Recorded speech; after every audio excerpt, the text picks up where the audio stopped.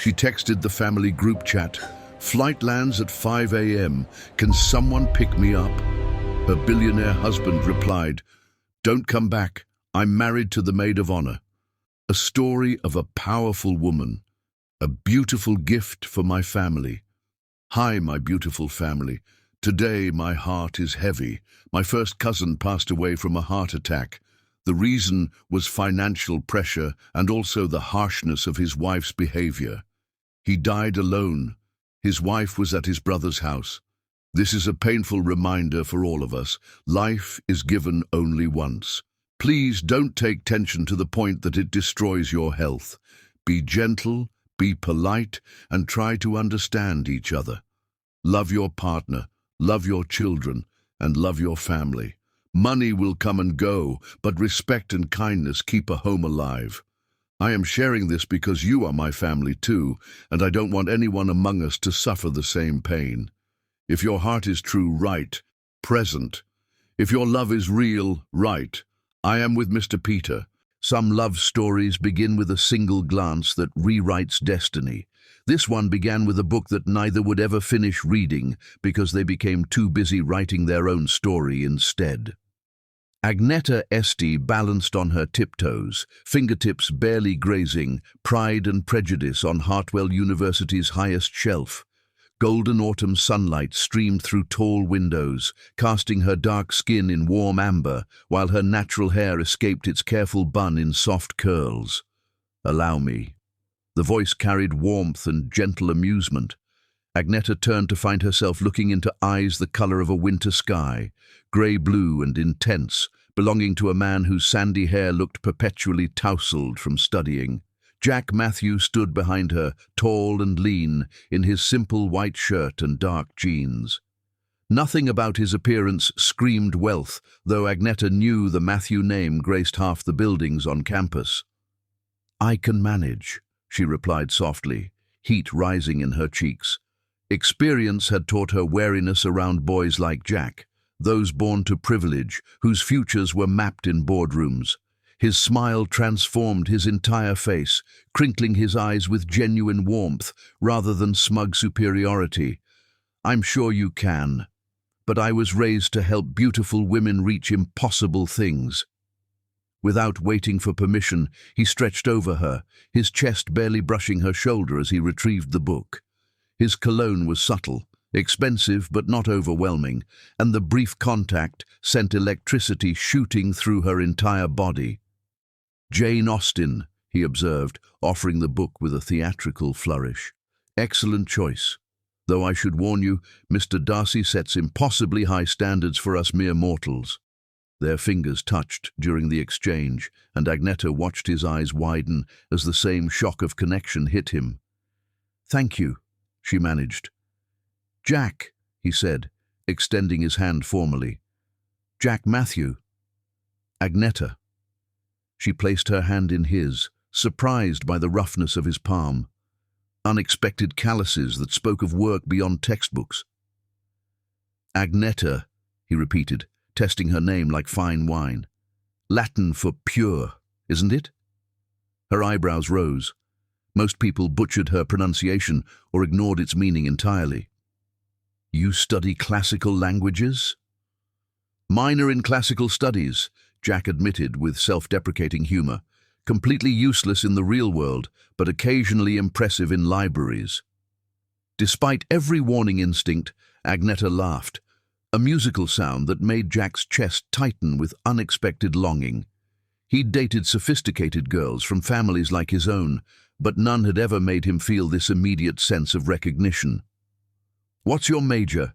Jack asked, genuinely curious rather than making conversation. "Literature and education," Agneta said, unconsciously clutching the book against her chest. "I want to teach children that reading can transport them anywhere, that stories have the power to change everything." "That's incredible." Jack's admiration was evident. "The world needs teachers who inspire rather than simply instruct." They stood surrounded by centuries of human knowledge, but all either could focus on was the other person. Agneta found herself studying the strong line of his jaw, the intelligence that sparked in his eyes when she mentioned her passion. Jack couldn't stop noticing how the light caught golden undertones in her skin, the way her face illuminated when she spoke about teaching. "I should return to studying," Agneta said reluctantly, making no move to leave. "What are you working on?" "Victorian literature essay, comparing social commentary between Austen and Dickens." Jack's expression brightened. "Sounds fascinating and formidable." Agneta sighed. "I've been staring at the same paragraph for an hour, trying to articulate how Austen's subtle irony achieves more social critique than Dickens's direct approach." "You know," Jack said carefully, "I wrote something similar last semester. Not claiming expertise, but maybe a fresh perspective would help." Agneta hesitated. She was accustomed to struggling alone, surviving on determination and endless coffee. Accepting help felt dangerous, especially from someone like Jack, but something in his expression wasn't pity or condescension, just genuine desire to help. "I suppose different viewpoints couldn't hurt," she conceded. "Perfect. There's a quiet study room upstairs. We could grab coffee and tackle your essay together." Walking through the library, Jack noticed other students staring. The Matthew air with a black girl was apparently newsworthy. Agneta's shoulders tensed as they passed a cluster of sorority girls who made no effort to hide their shocked expressions. But Jack seemed either oblivious to the attention or completely indifferent. He held doors, asked about her favorite authors, and listened intently when she explained her thesis. For 2 hours, they worked together. Jack's insights were thoughtful and intelligent, his questions pushing her to examine arguments from new angles. He never condescended or acted superior. Instead, he asked genuine questions that helped clarify her own thoughts. "You're brilliant," Jack said suddenly after Agneta delivered a particularly insightful analysis. "The way you connect social structure with narrative technique, it's extraordinary." Heat flooded Agneta's cheeks. "I just read extensively." "No, it's far more than that. You understand not just what authors say, but why they chose specific methods to say it. That's natural talent, not something learned from books." The admiration in his voice made Agneta's heart race. There was something deeper in his expression, not just intellectual respect, but genuine attraction that made her feel both beautiful and brilliant. "Thank you," she said softly, "for helping with the essay and for making me feel intelligent instead of inadequate." "Anyone who makes you feel inadequate is an idiot," Jack said fiercely. "You're one of the most intelligent people I've ever encountered." Their eyes met across the small table, and Agneta felt that electric connection intensify. Jack leaned forward slightly, drawn by invisible force, and for a moment she thought he might kiss her right there. Instead, he reached for her copy of Pride and Prejudice, opening it to the title page. Taking a pen from his bag, he wrote something in neat handwriting before returning the book. "My number," he explained, cheeks slightly pink, "in case you need help with more Victorian literature, or if you want to debate whether Mr. Darcy truly deserves Elizabeth or if she's too good for him." Agneta looked down at elegant script. "For Elizabeth Bennet herself, a woman who knows her own worth. Jack Matthew, 5550147. "Elizabeth Bennet," she asked, smiling despite herself. "Beautiful, intelligent, sees through people's pretenses to their true character, and refuses to let society dictate who she should love," Jack said seriously. "If that's not you, I don't know who is." Agneta felt her heart flutter dangerously. No one had ever compared her to her favorite literary heroine with such genuine admiration. "And I suppose that makes you Mr. Darcy." "I can only hope to be half as worthy," Jack replied earnestly, "though I promise I'm working on being less proud and more humble." As they packed up, Agneta couldn't shake the feeling that something fundamental had shifted. The man walking beside her wasn't just Jack Matthew, heir to fortune. He was intelligent, kind, and genuinely interested in who she was as a person. "Same time tomorrow?" Jack asked hopefully as they reached the library entrance. "I'll be here," Agneta promised, clutching her book with his number written inside. Walking across campus, Agneta couldn't stop smiling. Behind her, Jack stood in the doorway watching until she disappeared, already counting hours until he could see her again. Neither knew this moment. This simple exchange of a book and phone number would change everything. They had begun a love story that would soar to incredible heights before crashing in devastating betrayal, only to rise again in ways neither could imagine.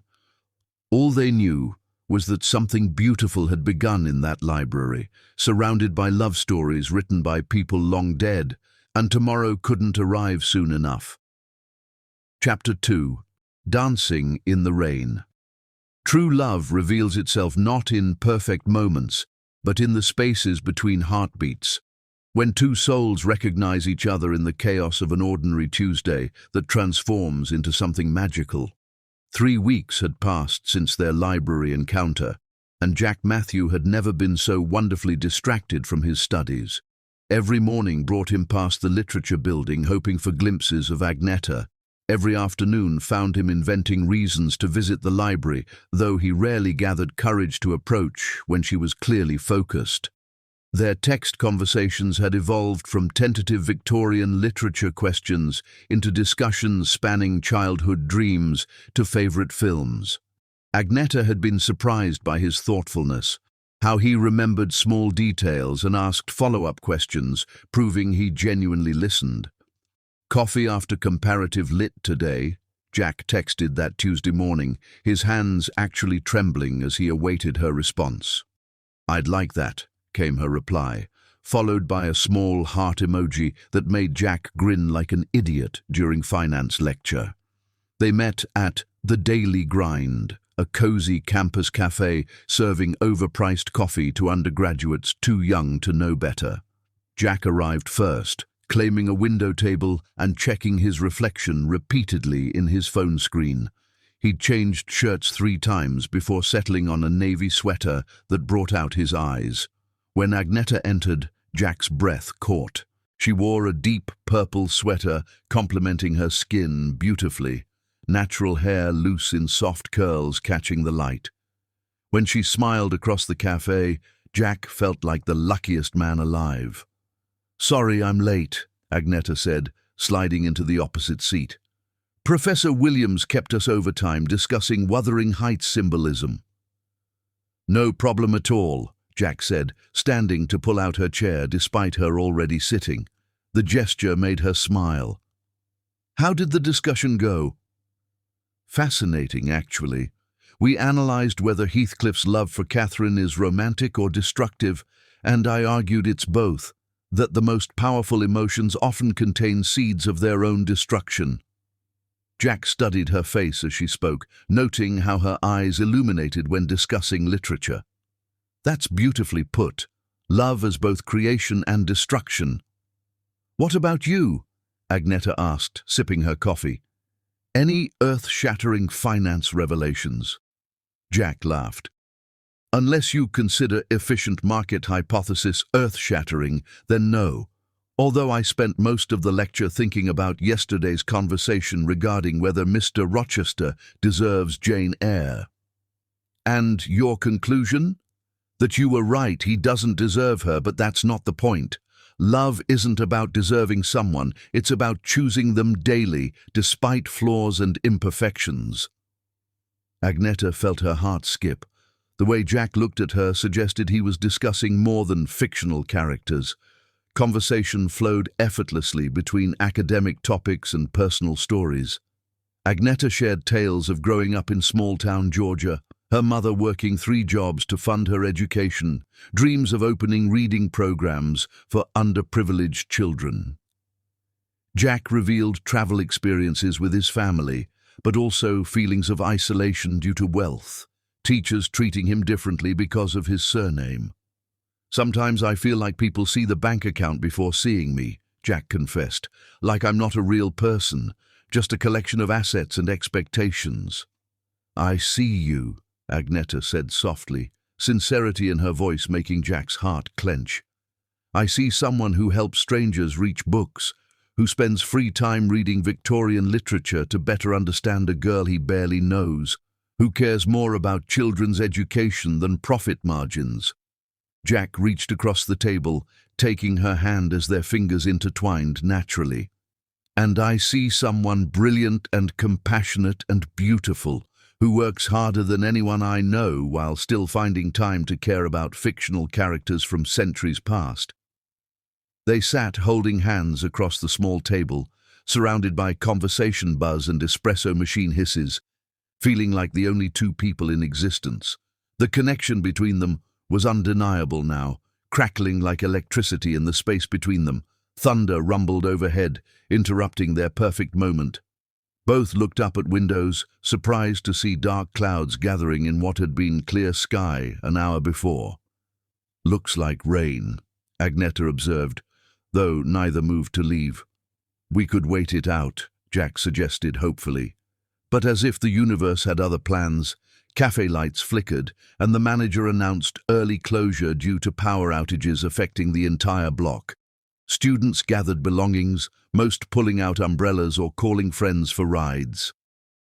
I don't suppose you have an umbrella, Agneta asked, eyeing the increasingly heavy rain. No, but I have something better, Jack said, standing and removing his jacket. I have a jacket and absolutely no concern about getting soaked. Jack, no, you'll catch pneumonia. But he was already wrapping his jacket around both of them, pulling her close to his side. Trust me. Agneta looked up at mischievous glints in his winter blue eyes, at hair already dampening from moisture in the air. You're insane. Insane about you, he said, and before she could respond, he was pulling her into the rain. The storm had intensified during their conversation, transforming from light drizzle into proper downpour. Within seconds, they were both drenched despite Jack's jacket, hair plastered to heads and water streaming down faces. But instead of misery, they found themselves laughing like children. This is crazy, Agneta shouted over the rain sound, grinning as she said it. This is perfect, Jack called back, spinning her around on the empty sidewalk.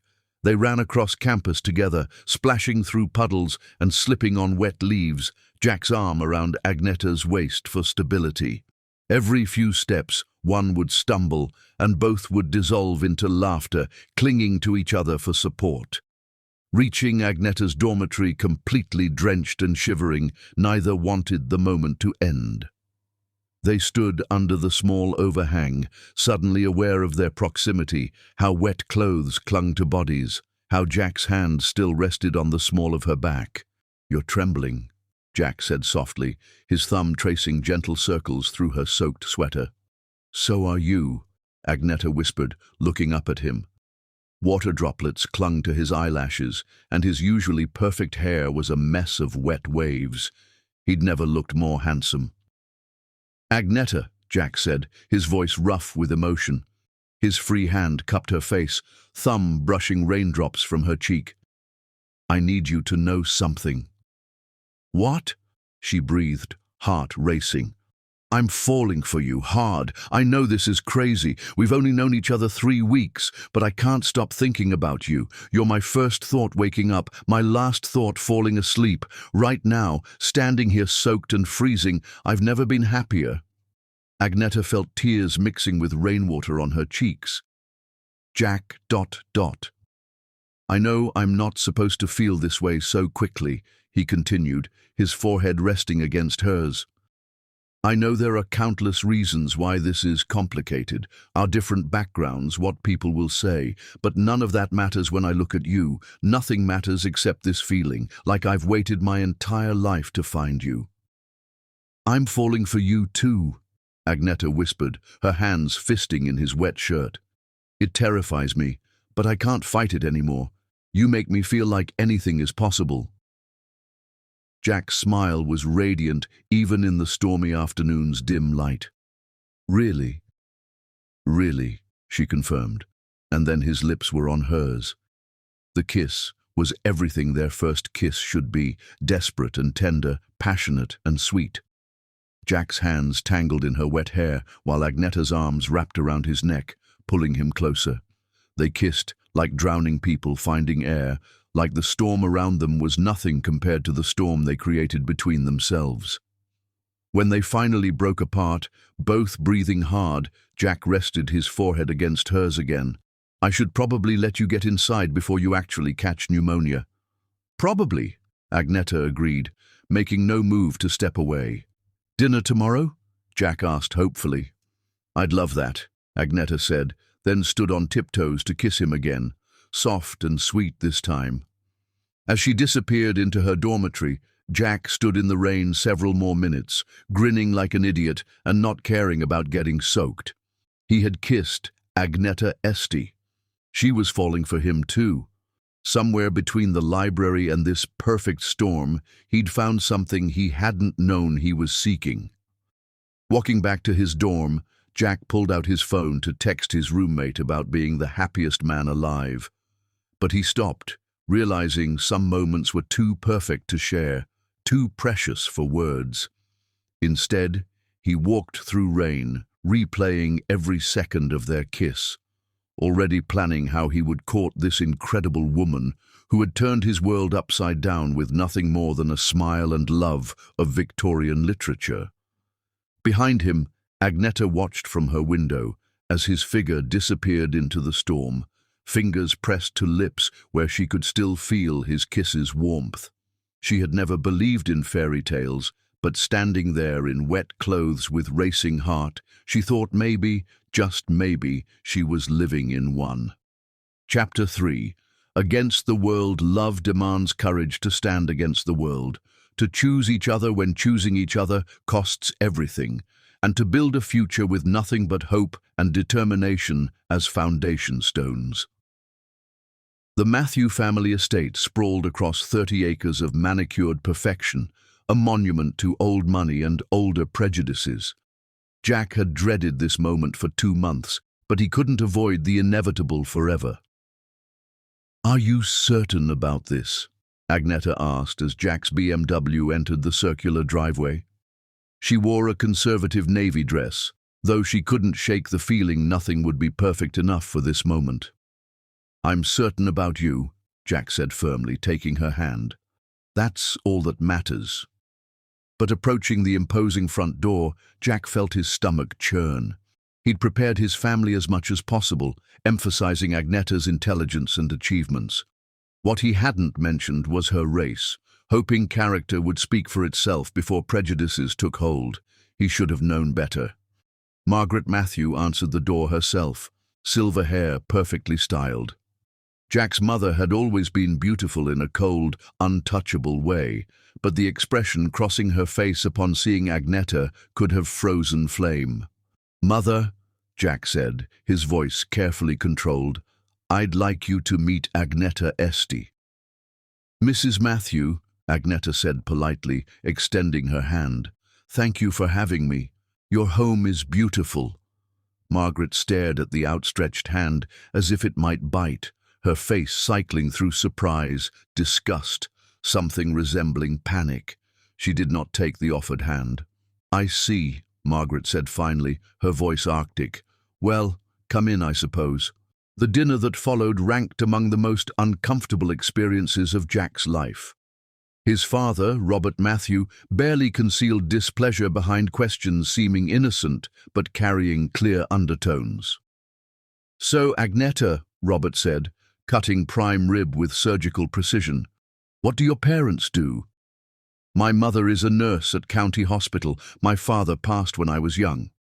"You're here on scholarship, I assume?" "Yes, sir. Academic merit scholarship."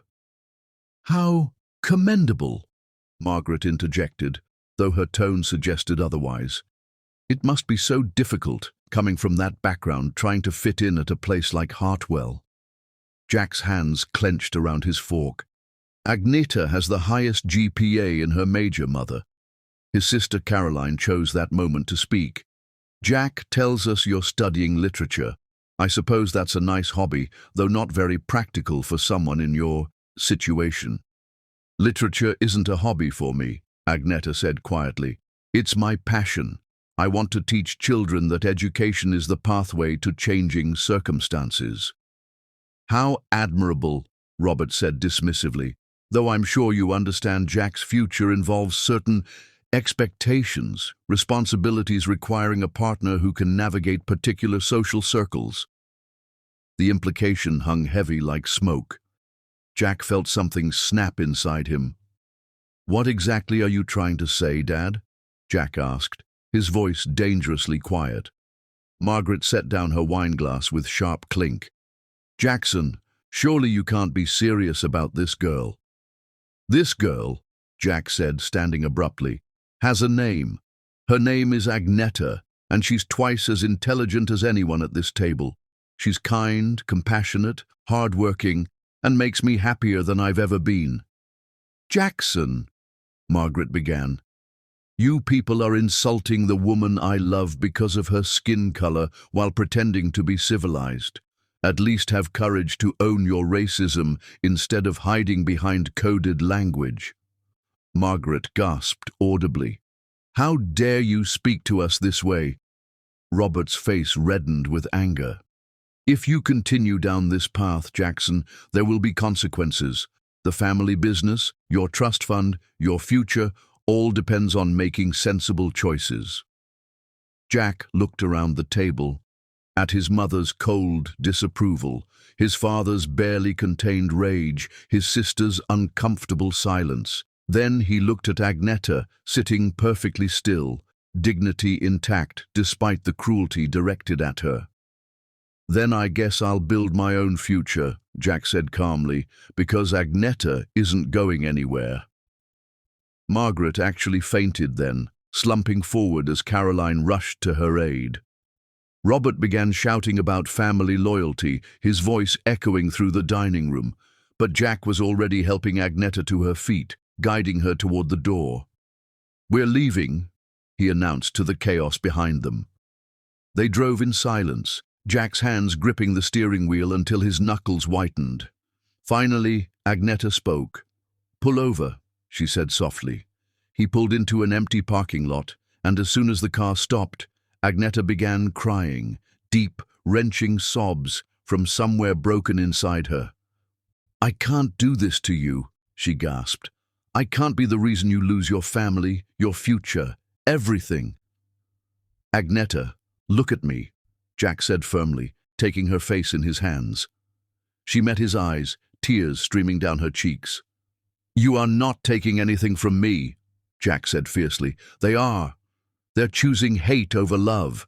If that's their choice, then I choose you. I choose us. I choose love.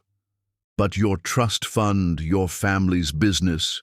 I don't want their money if it comes with conditions about who I can love, Jack interrupted. I'd rather be poor with you than rich without you. Jack, you don't understand. You've never been poor. Then teach me, Jack said simply. We'll figure it out together. None of that matters as long as we're together. Agneta stared at him, seeing absolute sincerity in his eyes. You really mean that? I've never meant anything more. They moved in together the following week to a tiny one-bedroom apartment above a bakery. The place was far from Jack's family estate. Floors creaked, heating was unreliable, and the shower had exactly 2 settings, scalding or freezing. Jack had never been happier. He got construction work with a crew that didn't care about his surname. His soft hands developed calluses, pale skin bronzed from sun exposure, and his body grew lean and strong from physical labor. Agneta worked at the campus tutoring center and taught reading programs at the community center. Between their wages, they could afford rent, groceries, and textbooks. Barely, but they managed. Their tiny apartment became a sanctuary filled with second-hand furniture, books stacked everywhere, and love so tangible it warmed rooms better than their temperamental heating. They cooked pasta dinners by candlelight, not for romance, but to save on electric bills. And they made love with passion, growing stronger daily. In their second-hand bed, Jack worshipped Agneta's body until she cried out his name like a prayer. Agneta loved him with equal fervor, driving him to pleasure heights he hadn't known existed. "I love you," Jack whispered one night after they'd made love intensely. "I love you more than I thought possible." "I love you too," Agneta replied, fingers tracing patterns on his chest. "Even when it scares me, how much?" 6 months later, Jack used his last savings to buy a ring, a simple silver band engraved with "Forever Yours" in elegant script. He proposed on a Thursday evening while they cooked dinner, dropping to one knee in their tiny kitchen. "Agneta Esti," he said, his voice trembling with emotion, "you are the most incredible woman I've ever known. You're brilliant and beautiful and brave, and you make me want to be better than I ever imagined possible. I can't offer luxury or security, but I can offer my heart, my loyalty, and my promise to love you fiercely for the rest of my life. Will you marry me?" Agneta looked down at this man who had sacrificed everything to be with her. She saw calluses on his hands, hope and vulnerability in his winter blue eyes. "Yes," she whispered, then louder, "Yes." "Of course, yes." Jack slipped the ring onto her finger, and it fit perfectly. They kissed in their kitchen, surrounded by pasta sauce aromas and their ancient refrigerators humming, and it was more romantic than any grand gesture could have been. That night, they made love with desperation and joy, leaving them both breathless. This was their life, imperfect, difficult, but completely theirs. They had chosen each other against all odds, and that choice had created something beautiful and unbreakable. As Jack held Agneta afterward, he thought about his family's empty mansion. He didn't miss it. He didn't miss the money or status or approval from people who valued wealth over character. What he had here, with this incredible woman, was worth more than everything he'd given up. They were building something real together, something that couldn't be bought or inherited or taken away. They were building love. And love, Jack was learning, was the only fortune that truly mattered. Chapter 4. The Perfect Wedding. Some weddings are about spectacle and status, but the most beautiful ceremonies are those where love itself provides all decoration needed, where two souls bind themselves together not with gold and diamonds, but with promises shining brighter than any jewel ever could. Morning sun streamed through the small bridal suite windows at Riverside Chapel, casting golden light across the simple white dress hanging on the closet door. Agneta sat before an antique vanity mirror while her mother, Zara, carefully pinned tiny white flowers into her natural hair, styled in elegant twists and curls. "You look like an angel, my daughter," Zara said softly, her Ethiopian accent still strong despite 30 years in America. Her dark hands worked gently, and her eyes shimmered with unshed tears of joy. Agneta studied her reflection, hardly recognizing herself. The dress, a simple but elegant A-line gown with delicate lace sleeves found at a consignment shop, fit perfectly. The white flowers in her hair came from Jack's small garden behind their apartment, picked fresh that morning with dew still clinging to petals. "I can't believe this day is finally here," Agneta whispered, touching the silver engagement ring soon to be joined by a matching wedding band. "I can," said a warm voice from the doorway. Karen Abrams entered carrying a small bouquet of white roses and baby's breath, her blonde hair swept in an elegant chignon and her blue maid of honor dress flowing like water around her ankles.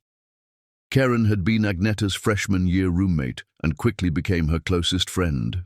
She was among the few who'd supported Agneta's relationship with Jack from the beginning, never showing even hints of the judgment others displayed.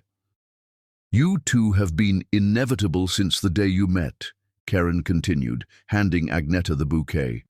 "I've never seen two people more perfect for each other." "Thank you," Agneta said, squeezing her friend's hand. "For everything. For being here, for helping with planning, for never making me feel like this was crazy." "It's not crazy," Karen said firmly. "It's the sanest thing either of you has ever done." A soft knock interrupted them, and Agneta's Uncle Samuel peeked in. "Ladies, it's time." The ceremony was being held at Riverside Chapel, a small stone church nestled in an oak grove beside a gently flowing stream. It wasn't grand or fashionable, they couldn't afford grand or fashionable, but it was beautiful in its simplicity, with stained glass windows painting rainbow patterns on wooden pews and wildflowers blooming in the churchyard. Most guests were Agneta's family and friends, with a few of Jack's college buddies filling the groom's side. The Matthew family was notably absent. They'd made their position clear months ago and hadn't wavered. "Their loss," Jack had said, returning empty-handed from delivering their wedding invitation. "We don't need people who can't see how incredible you are." The music began, a simple piano arrangement of Canon in D, and chapel doors opened. Karen walked down the aisle first, steps measured and graceful, smile radiant as she took her place at the altar. Then it was Agneta's turn. The moment she appeared in the doorway, every person in the chapel seemed to gasp in unison.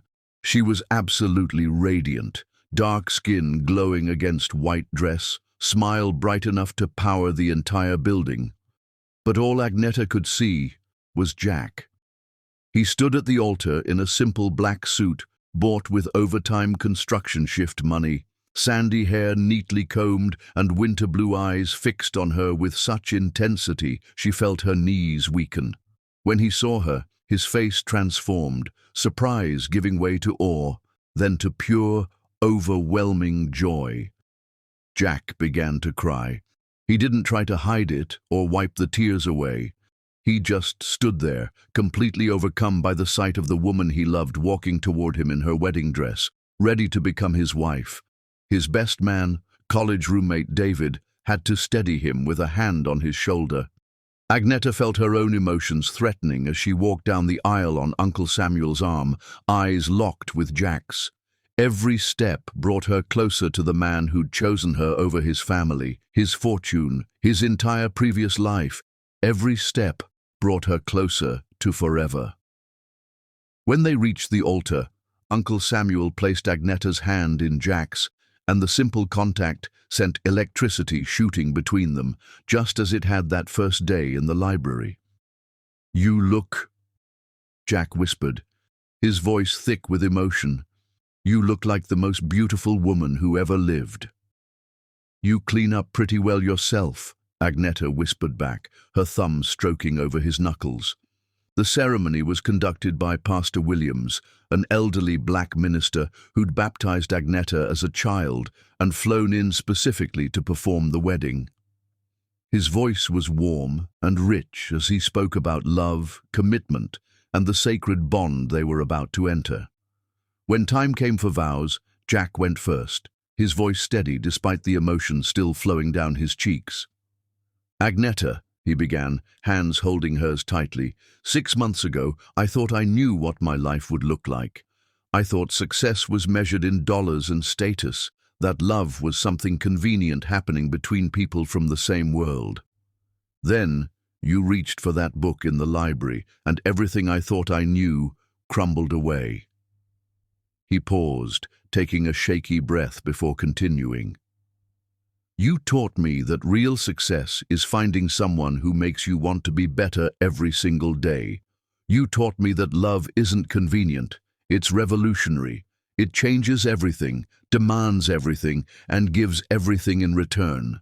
You saw past my name and money to the man I could become, and you loved that man even when he was still figuring out who he was." Jack's voice grew stronger, more certain. "I promise to choose you every day, not just when it's easy, but especially when it's hard.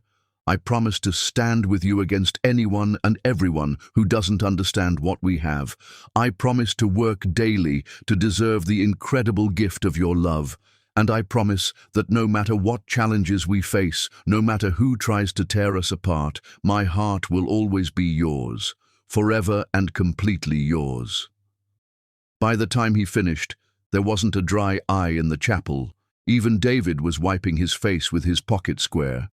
Agneta took a moment to compose herself before beginning her own vows, her voice clear and strong despite her emotion.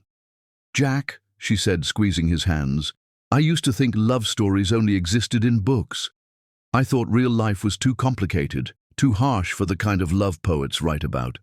Then you walked into my life and proved me wrong about everything." She smiled through her emotion, love for him shining in her eyes. "You didn't just fall in love with me, you fought for me. When your family rejected me, you chose me. When society questioned us, you defended us. When loving me cost you everything you'd been given, you decided to build something new with me instead. That kind of love, that kind of courage, that kind of devotion, that's not just romantic, it's heroic." Her voice grew passionate, filled with all the love she felt for this man who'd changed her entire world. "I promise to be worthy of the sacrifices you've made for us. I promise to love you with the same fierce devotion you've shown me. I promise to be your partner in building the life we've dreamed of, to support your ambitions as you've supported mine. And I promise that no matter how high we rise or how far we fall, you will always have my whole heart, my complete trust, and my unwavering faith in what we can accomplish together." Pastor Williams had to wait for sniffling and whispered amens to die down before continuing with the ring exchange. The bands were simple, white gold to match Agnetta's engagement ring, but engraved with their wedding date and "Forever Yours" that Jack had first written in her copy of Pride and Prejudice. "With this ring," Jack said, sliding the band onto Agnetta's finger, "I thee wed. My heart, my life, my everything, all yours." "With this ring," Agnetta replied, her hands trembling slightly as she placed Jack's ring on his finger, "I thee wed. Today, tomorrow, and always, completely yours. By the power vested in me by the state and by God above," Pastor Williams declared, his voice booming through the small chapel, "I now pronounce you husband and wife. Jack, you may kiss your bride." Jack cupped Agnetta's face in his hands, thumbs wiping away her joyful tears, and kissed her with all the love, passion, and promise filling his heart. The kiss was soft and sweet at first, then deeper, more intense, as if they were sealing not just their vows, but their very souls together. The chapel erupted in cheers and applause as they broke apart, both laughing through their overwhelming happiness. Karen was openly crying, David was whistling, and Agnetta's family was clapping and calling out blessings in Amharic. As they walked back down the aisle together, hands clasped tightly, rice and flower petals raining down on them, Agnetta felt like she was floating. She was Mrs. Jack Matthew now, not because she'd taken his name, but because she'd taken his heart and given him hers in return. The reception was held in the church's fellowship hall, decorated with white lights and more flowers from Jack's garden. There was no expensive catering or elaborate cake, just homemade food prepared by Agnetta's aunts and a simple 2-layer cake Karen had baked herself. But there was music and dancing and so much joy that the small room seemed to expand to contain it all. Karen gave a maid of honor speech that moved everyone once again. "I've watched Agnetta and Jack together for almost 2 years now," Karen said, raising her champagne glass, "and I can honestly say I've never seen two people more meant for each other. They don't just love each other, they make each other better. They challenge each other, support each other, and face the world as a team. That's not just romance, that's partnership. That's the real thing."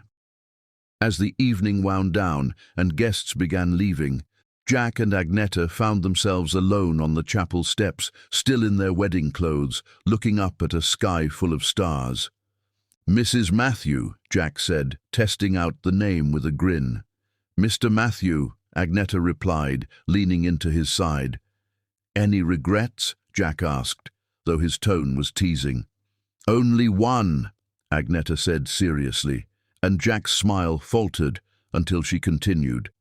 "I regret that we can't do this every day for the rest of our lives." Jack laughed, spinning her around on the chapel steps. "We'll just have to settle for being married every day for the rest of our lives." "I suppose I can live with that," Agnetta said, pulling him down for another kiss.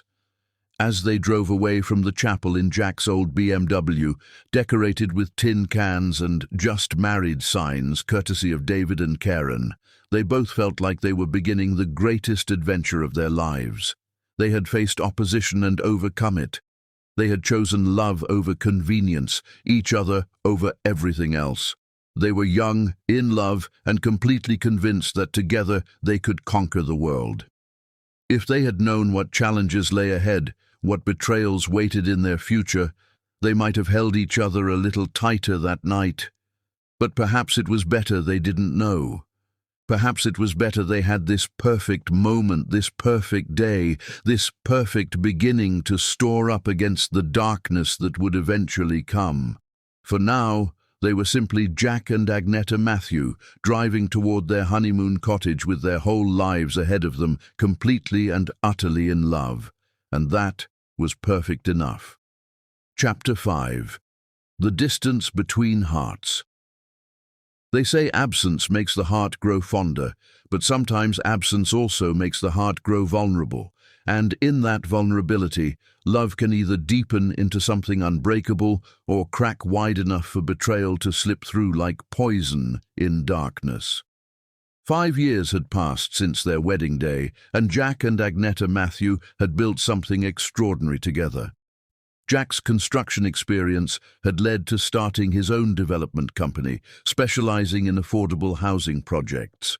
Agneta had finished her master's degree and was running a literacy program gaining national recognition. Their tiny apartment above the bakery had been replaced by a modest but comfortable home with a garden where Jack grew the flowers he still brought Agneta every Friday. They were successful, happy, and more in love than ever, which made the news Agneta received on a Tuesday morning in March all the more devastating. "I'm sorry, Mrs. Matthew," Dr. Harrison said, kind eyes full of sympathy. "The tests confirm you have a rare autoimmune condition. It's not life-threatening, but requires specialized treatment only available at the research hospital in Melbourne." Agneta felt the world tilt. "How long?"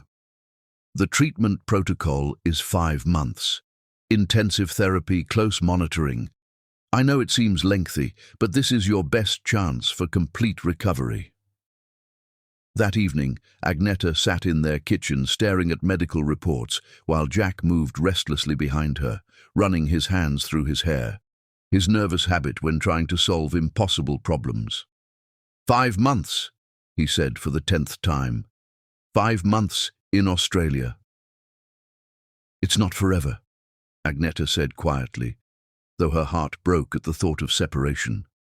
In 5 years of marriage, they'd never been apart longer than a week. Jack stopped moving and knelt beside her chair, taking her hands. "I'll come with you." "Jack, no. The business. I don't care about the business. I care about you. And I care about the life we've built together," Agneta said firmly. "This company is your dream, and you have 3 major projects starting in the next 6 months. I won't let my illness destroy what you've worked so hard to create." Jack's expression grew stubborn. "Then I'll fly back and forth. Every weekend, every break in treatment." "That would bankrupt us," Agneta pointed out. "Medical bills alone will be enormous, even with insurance." They sat in silence, both trying to find a non-existent solution. Finally, Jack spoke. "I hate this. I hate that you have to go through this alone." "I won't be completely alone," Agneta said, though the words felt hollow. "The treatment center has support groups and I'll make friends. It's not the same." "No," Agneta agreed, leaning her forehead against his. "It's not the same." 2 weeks later, they stood in the airport departure terminal, holding each other like drowning people. Agneta had tried being strong throughout preparations, but now, faced with the reality of leaving Jack for 5 months, her composure cracked. "I can't do this," she whispered against his chest. "I can't leave you." "Yes, you can," Jack said fiercely, though his own voice was thick with unshed emotion. "You're the strongest person I know. You can do anything." "Promise me," Agneta said desperately. Promise you'll be here when I get back." "I promise," Jack replied without hesitation. "I promise I'll be here. I promise I'll wait. I promise nothing will change except that you'll be healthy again." Their final kiss was desperate and sweet, full of 5 years of love and promises of forever. When Agneta finally walked through security, she turned back to see Jack still standing there, hand pressed against the glass barrier, tears streaming down his face. The first month in Melbourne was exactly as difficult as both had expected. Treatment was exhausting and sometimes painful, leaving Agneta weak and homesick. But Jack kept his promises faithfully. He called every morning at 7 a.m. Melbourne time and every evening at 10 p.m. his time. He sent flowers every Monday and emails filled with photos from his day, business updates, and declarations of love that made her cry happy tears. "I miss the way you hum when you're cooking," he told her during one video call. "I miss the way you steal covers and then deny it in your sleep," she replied, laughing despite the ache in her chest. "I miss everything about you," Jack said seriously. "The way you read 3 books at once, the way you argue with TV during cooking shows, the way you fit perfectly against my side when we're watching movies." "I miss being home," Agneta admitted. "I miss our life." During the second month, something shifted. Calls were still regular, but seemed shorter, more distracted. Jack's emails came less frequently, and when they did, they were filled with business updates rather than personal messages. When Agneta asked about it, Jack assured her he was just busy with a particularly challenging project. "Henderson Development is trying to underbid us on the Riverside contract," Jack explained during one call. "I'm working 18-hour days, trying to save the deal." "I'm sorry, baby," Agneta said. "I know how important that project is." "It's not your fault," Jack replied, but something in his voice seemed different, distant. It was around this time that Karen Abrams made her suggestion. Karen had remained close to both Jack and Agneta throughout their marriage, though she'd moved to New York after graduation for a marketing job. When she heard about Agneta's illness and treatment abroad, she immediately offered help. "I've been thinking," Karen said during one of her regular check-in calls with Agneta. "Jack is working himself to death, and that house must feel so empty without you. What if I took some vacation time and came to stay for a few weeks? I could help with household stuff, maybe cook decent meals so he's not living on takeout." The suggestion made perfect sense. Karen was Agneta's best friend and had been maid of honor at their wedding. If anyone could be trusted to look after Jack while Agneta was away, it was her. "That's incredibly sweet," Agneta said, feeling a wave of gratitude. "But I couldn't ask you to use vacation time for that." "You're not asking, I'm offering," Karen replied. "Besides, I've been wanting to get out of New York for a while. The city is exhausting, and it would be nice to spend time somewhere quieter." When Agneta mentioned Karen's offer to Jack during their next call, he seemed hesitant. "I don't need a babysitter, Agneta. I can take care of myself." "I know you can," Agneta said gently. "But you're working too hard, and I worry about you being alone in that house. Karen could just stay in the guest room for a few weeks. Maybe cook actual food instead of whatever you're surviving on.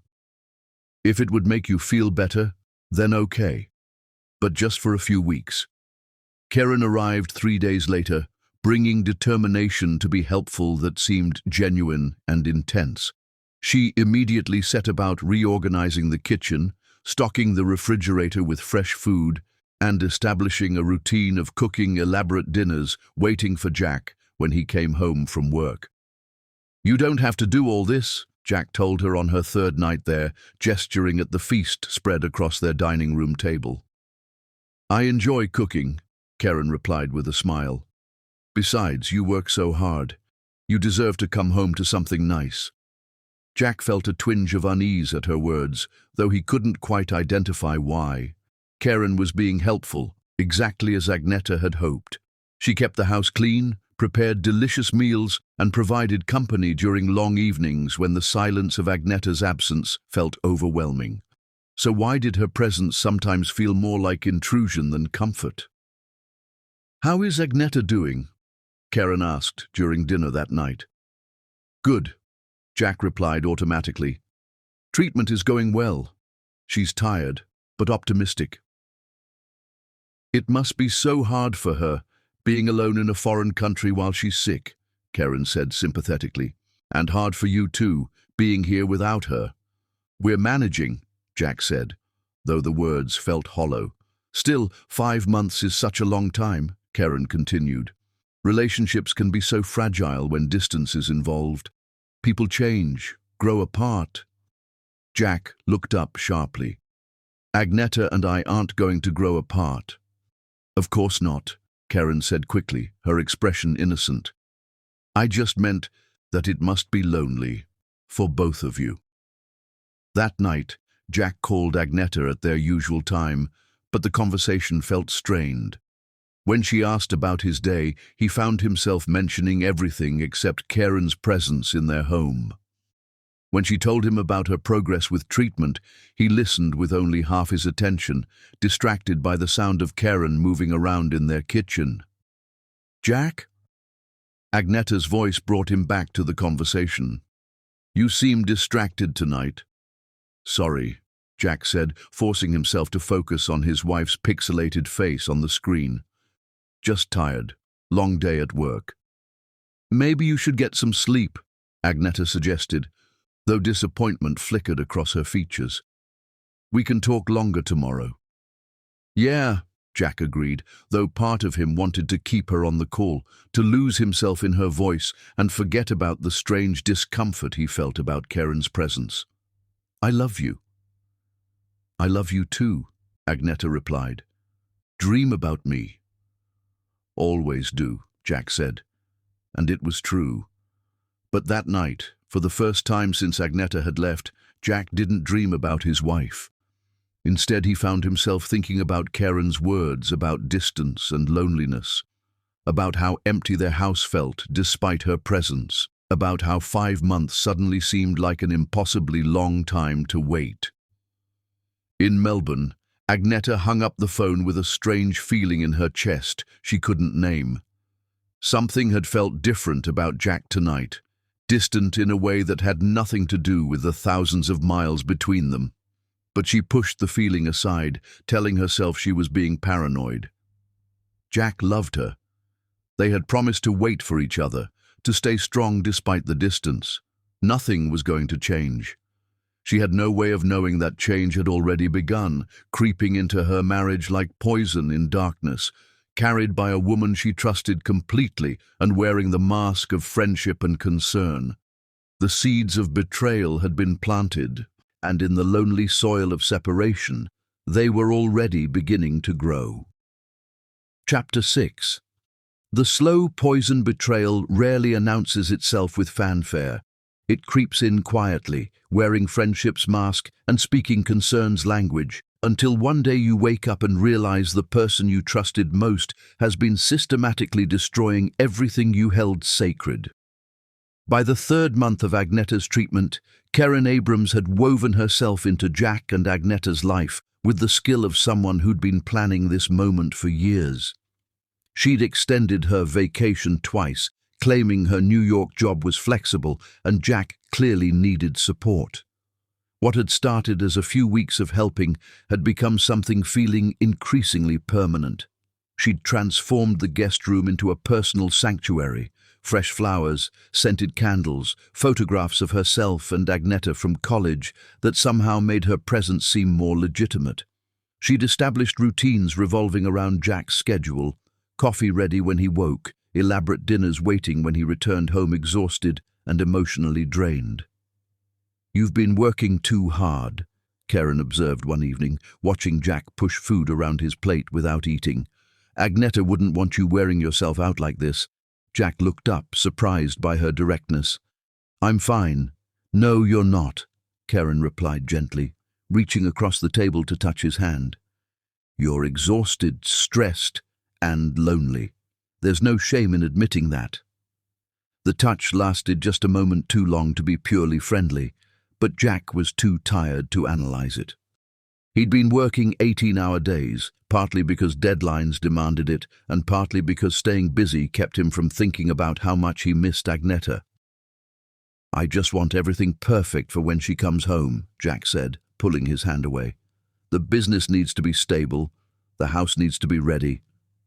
But what good will any of that be if you collapse from exhaustion before Agneta returns?" Jack knew she was right, but admitting it felt like admitting weakness. He'd promised Agneta everything would be fine while she was gone. "Maybe I should call her," Jack said. "You just talked this morning," Karen pointed out, "and she has enough to worry about with treatment. She doesn't need stress about you, too." There was logic in Karen's words, but something felt wrong to Jack. Since when did he need permission to call his own wife? But Jack was too exhausted to argue, and Karen had already moved on to asking about his weekend plans. "Actually," Karen mentioned, as if the thought had just occurred, "there's a new art gallery opening downtown Saturday. You love art, and it might be good to get out of the house." "I don't really feel like... When's the last time you did something just for fun? Agneta would want you to have some kind of social life while she's gone." The mention of Agneta's wishes was becoming a frequent refrain in Karen's suggestions, and Jack was beginning to notice how often she claimed to know what his wife would want. "I suppose it couldn't hurt," Jack said reluctantly. That Saturday, Jack found himself in a crowded gallery, nursing wine and wondering how he'd let Karen talk him into this. The art was pretentious, the crowd was loud, and all he really wanted was to go home and video call Agneta. "You're not enjoying yourself," Karen observed, appearing at his elbow in a dress just a little too fitted, a little too revealing for a casual outing between friends. "It's not really my scene," Jack admitted. "I know," Karen said sympathetically. "You're more of a quiet evening at home type. I remember from college, you always preferred intimate gatherings with people you actually cared about." Jack looked at her in surprise. "You remember that?" "I remember a lot about you," Karen said softly, green eyes meeting his with intensity that made him uncomfortable. "I probably paid more attention than I should have back then." "What do you mean?" Karen looked away, as if she'd said more than intended. "Just, you were always different from other guys we knew, more thoughtful, more genuine." They stood in awkward silence. Finally, Karen spoke again. "Do you ever wonder what your life would have been like if you'd made different choices?" "What kind of different choices?" Jack asked, though something in his chest tightened. "Career choices, relationship choices, just different choices." Jack felt a flash of anger. "I'm happy with the choices I've made." "Of course you are," Karen said quickly. "I just meant you've sacrificed a lot for love, your family, your inheritance, the life you were supposed to have. Most people wouldn't be strong enough to give up that much." "I didn't give up anything that mattered," Jack said firmly. "That's what makes you so incredible. But it must be hard sometimes, especially now with Agneta so far away, to not wonder about the road not taken." Jack stared at a painting in front of him, swirls of blues and greys resembling a storm at sea. "I should go home," he said abruptly. During the ride home, Karen kept up steady chatter, but Jack could feel her words working on him like acid, eating away at certainties he'd never questioned. Had he sacrificed too much? Would his life have been easier if he'd married someone from his own background? When they reached the house, Karen suggested a nightcap, and Jack found himself agreeing, despite knowing he should just go to bed. They sat in the living room he'd shared with Agneta for 3 years, drinking wine. "You know," Karen said, curling up on the couch's opposite end, "I always wondered why you chose Agneta." Jack's grip tightened on his wineglass. "What do you mean?" "Don't get me wrong," Karen said quickly. "She's wonderful and I love her dearly. But you could have had anyone. You're handsome, successful, from a good family. You could have had your pick of women who would have made your life so much easier." "I didn't want easy," Jack said, his voice warning her to drop the subject. No, of course not, Karen agreed. You wanted real, you wanted passion. I respect that so much about you, Jack. Most men would have taken the convenient option. She leaned forward, eyes earnest and admiring. You're not like most men. Jack stood abruptly, setting down his wine glass. I should get some sleep. Of course, Karen said. Jack? He paused at the doorway. Yeah. Thank you for tonight. It was nice to spend time with someone who actually understands me. Over the following weeks, Karen's campaign intensified. She made casual comments about how different he seemed, how isolated he'd become.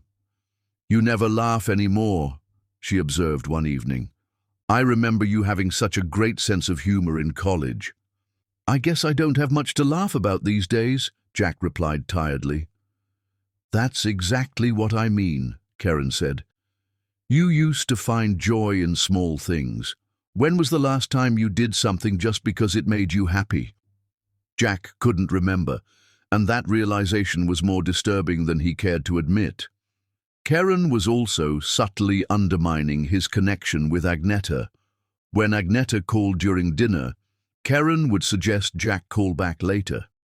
When Jack wanted to send flowers, Karen would point out how expensive international shipping was. She's focused on getting better, Karen would say. She doesn't need distractions right now.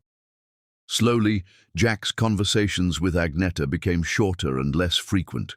When she asked what he'd been doing, he found himself editing out Karen's presence, partly because he couldn't explain why his wife's best friend was still living in their house after 3 months. The lies started small, omissions rather than outright deceptions. But each small lie made the next easier, until Jack found himself living a double life, the devoted husband on the phone with his wife, and the lonely man being comforted by her beautiful best friend. You look tired, Karen said one night, studying his face across the dinner table. You're working too hard. I'm fine, Jack replied automatically. No, you're not, Karen said firmly. You're exhausted and stressed and pretending everything is okay when it's not. Before he could respond, she was standing behind him, hands settling on his shoulders. You're all knotted up, she said softly, beginning to massage tension from his neck and shoulders. Jack knew he should tell her to stop, should move away from her touch. But it had been so long since anyone had touched him with care, so long since he'd felt human contact that wasn't purely professional. Agneta had been gone for 4 months, and Jack was beginning to understand how physical isolation could wear away at a person's resistance. Better? Karen asked, her voice barely above a whisper. Yeah, Jack admitted, hating how much he meant it. That night, Jack lay in his empty bed staring at the ceiling, Karen's touch still burning on his skin. He tried calling Agneta, desperate to hear her voice, but it was 3 a.m. in Melbourne, and her phone went straight to voicemail. I miss you, he whispered to her recorded greeting. I miss you so much it feels like dying. But even as he said the words, he could hear Karen moving around in the guest room down the hall, and he found himself wondering what she was thinking about, whether she was as lonely as he was. The thought terrified him. In Melbourne, Agneta was beginning to sense something was wrong. Jack's calls were becoming perfunctory, their conversations stilted. When she asked about his day, his answers were vague. Are you okay? She asked during one video call, studying his face on her laptop screen. You seem different lately. I'm fine, Jack said, but wouldn't quite meet her eyes through the camera. Just tired from work. Maybe you should take a vacation when I get home, Agneta suggested. We could go somewhere together. Yeah, Jack agreed, but without enthusiasm. Maybe.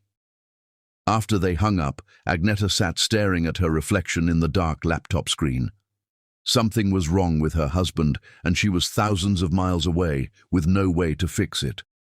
She tried calling Karen, but when Karen finally called back hours later, she was full of reassurances. He's fine, honey, Karen said warmly, just working too hard, like always. He seems so distant lately, Agneta confessed. He misses you, Karen said simply, but he's handling everything beautifully. You should be proud of him. The reassurance should have comforted Agneta, but something in Karen's tone set her nerves on edge. There was something too smooth about her words, too quick and confident. But Agneta pushed her suspicions aside. Karen was her best friend, the one person she trusted completely to look after the man she loved. She had no way of knowing that at that very moment, Jack and Karen were sharing wine in the living room she'd decorated, that Karen was wearing a dress too revealing for a casual evening at home, that she was sitting closer to Jack on the couch than friendship warranted. She had no way of knowing that her husband was fighting a battle he wasn't sure he wanted to win anymore, against a woman who'd been planning his seduction for years and knew exactly how to exploit his loneliness, his doubts, and his growing resentment of the sacrifice he'd made for love. The poison was working. Soon, it would complete its deadly course, and everything Agneta thought she knew about her life would crumble into ash. Chapter 7. The text that destroyed everything. There are moments that divide a life into before and after, moments when everything you believed about love, loyalty, and the person you trusted most shatters like glass, leaving you bleeding among the fragments of what used to be your beautiful, certain world. The Melbourne sunset painted the sky in shades of amber and rose as Agneta packed her final belongings into the suitcase that had been her companion for 5 months. Treatment had been successful. Better than successful, actually. Dr. Chen had declared her completely cured that morning, with follow-up care requiring only quarterly check-ins at home. Home. The word sang in her heart like an answered prayer. In less than 24 hours, she'd be back in Jack's arms, back in their house with its garden of flowers and memories, back to the life they'd built together with such love and determination. She'd wanted to surprise him. Treatment had finished a week earlier than expected, and instead of calling to share the good news, she'd decided to show up unannounced. She could picture his face when she walked through their front door, shock giving way to joy, the way he'd sweep her into his arms and spin her around their kitchen, just like the night he proposed. The past 5 months had been the longest of her life. Treatment itself had been grueling. Hours of therapy sessions, experimental medications, leaving her nauseated and exhausted, constant uncertainty about whether protocols would work. But physical challenges had been nothing compared to the emotional toll of separation from Jack. Something had changed between them over the past 2 months, though Agneta couldn't identify what. Their conversations had become shorter, more distant. Jack seemed distracted, stressed in a way going beyond his usual work pressures. When she asked about it, he assured her everything was fine, but his reassurances felt hollow. Even Karen had seemed different during recent calls, less chatty, more evasive, when Agneta asked how Jack was doing. She'd stopped visiting him regularly, claiming her New York work was demanding all her attention. But all of that would be sorted once Agneta was home. Whatever was troubling Jack, whatever was creating this distance between them, could be fixed. They'd overcome worse challenges before. Their love was strong enough to weather any storm. She pulled out her phone to text the family group chat Jack had created years ago. It included both their immediate families, though Jack's parents had never actually participated in conversations. It would be the perfect way to announce her early return without spoiling the surprise for Jack specifically. Her fingers trembled slightly with excitement as she typed, "Flight lands at 5 p.m. Can someone pick me up?" She hit send and immediately began imagining responses. Her mother would probably send heart emojis and exclamation points. Jack would likely see the message within minutes. He always kept his phone close during work hours in case she needed to reach him. Maybe he'd arranged to leave work early, or ask friends to cover so he could surprise her at the airport. Her phone buzzed with a response faster than expected. Jack's name appeared on the screen, and Agneta felt her heart leap with anticipation. She opened the message, already smiling at whatever sweet thing he was about to say. The words on the screen didn't make sense at first. Agneta read them once, twice, 3 times, her brain refusing to process their meaning. "Don't come back. I'm with Karen now." The phone slipped from her fingers, clattering to the floor of her small Melbourne apartment. The words burned in her mind like acid, impossible and yet undeniably real. She picked up the phone with shaking hands, certain she'd misread, certain this was some horrible mistake.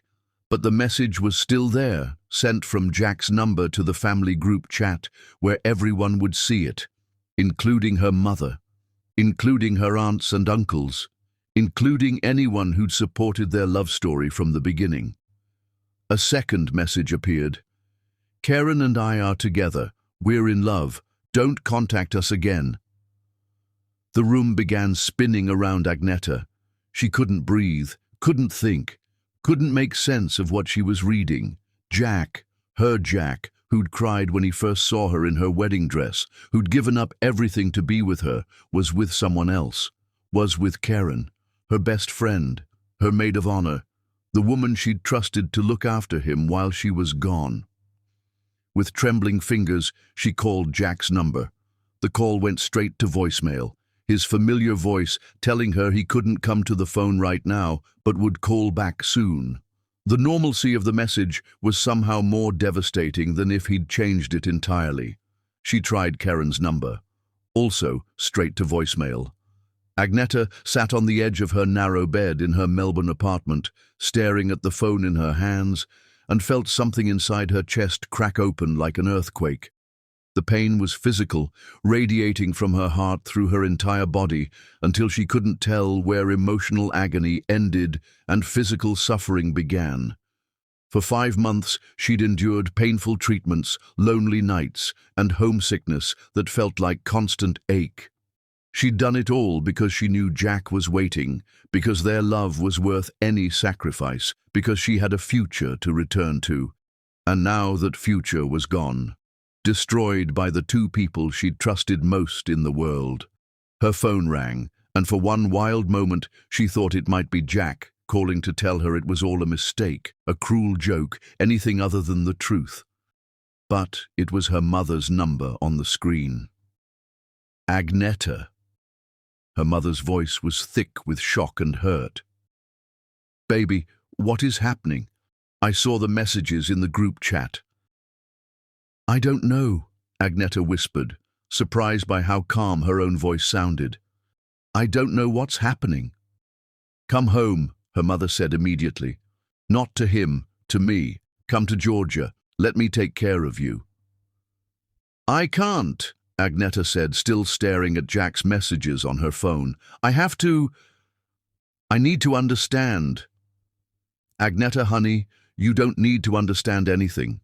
You need to come where people love you." But Agneta was barely listening. Her mind was racing, trying to piece together the timeline. When had this happened? How long had Jack and Karen been together? Had their entire relationship been a lie, or was this something that developed while she was gone? She thought about Karen's extended stay in their hometown, her vague explanations about work flexibility, her increasingly evasive answers when Agneta asked about Jack. She thought about Jack's growing distance, his shorter phone calls, the way he'd seemed like a stranger during recent conversations. How long had they been lying to her? How long had they been together while she was fighting for her health, fighting to get better so she could come home to a husband who was already planning to replace her? Another message appeared in the group chat, this one from a number she didn't recognize. "This is Karen. I'm sorry you had to find out this way, but Jack and I couldn't fight our feelings anymore. We never meant for this to happen, but sometimes love can't be controlled. I hope someday you can be happy for us." Agneta stared at the message until the words blurred together. Karen, her best friend since freshman year, who'd held her hair while she was sick during college, who'd helped plan her wedding, who'd stood beside her as she promised to love Jack forever, was apologizing for stealing her husband like it was an unfortunate accident rather than deliberate betrayal. The rage that swept through Agneta was unlike anything she'd ever felt. It was clean and cold and clarifying, burning away shock and confusion until only fury remained. She wasn't going to cry. She wasn't going to beg. She wasn't going to collapse in her Melbourne apartment and let them destroy her. Instead, she began to plan. Her first call was to a private investigator she found through online search, someone specializing in infidelity cases who could work quickly. Her second call was to her bank, where she discovered Jack had not only cleaned out their joint savings account, but had also taken out a substantial loan against their house. Her third call was to a lawyer. "Mrs. Matthew," the attorney said after Agneta explained her situation, "I need to be direct with you. If your husband has moved assets without your consent and begun a relationship with another woman while still legally married to you, there are serious legal implications. This isn't just infidelity, this is potentially fraud."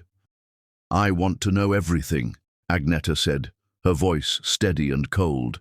"Every transaction, every decision, every lie. I want to know exactly what they've done and how to make them pay for it." She didn't sleep that night. Instead, she sat at her small desk with her laptop open, researching everything she could about Jack's business, his assets, his family's company that had disowned him years ago, but might still be relevant to his current situation. She researched Karen's background, her job, her finances, her social media presence. What she found was enlightening. Karen had been posting photos from Agneta's hometown for weeks, pictures at restaurants Agneta recognized, scenic shots from places she and Jack used to go together. In several recent photos, Karen was wearing clothes that looked expensive, far beyond what her marketing salary should have afforded. In one picture, she was wearing a bracelet Agneta recognized as one Jack had given her for their second anniversary. The private investigator called back within hours with preliminary findings that made Agneta's blood run cold. Jack and Karen had been together for months. Evidence suggested their relationship had begun almost immediately after Karen moved into their house, less than 2 weeks after Agneta left for treatment. While Agneta had been undergoing painful procedures to save her health, Jack had been falling into bed with her best friend. While she'd been calling him every day to check on his well-being, he'd been planning a future with another woman. While she'd been counting down days until she could come home to him, he'd been living with her replacement. The betrayal was complete and devastating, but instead of breaking her, it forged her into something harder, stronger, more dangerous than she'd ever been before. Agneta cancelled her flight home and booked a room at Melbourne's most expensive hotel. She wasn't going back as the broken, betrayed wife who'd been discarded for a newer model. She was going back as something else entirely. As she sat in the marble-appointed lobby of the Grand Hyatt, sipping champagne and planning her return to a life that no longer existed, Agneta felt a strange sense of liberation. Jack and Karen had taken everything from her: her marriage, her home, her best friend, her faith in love itself.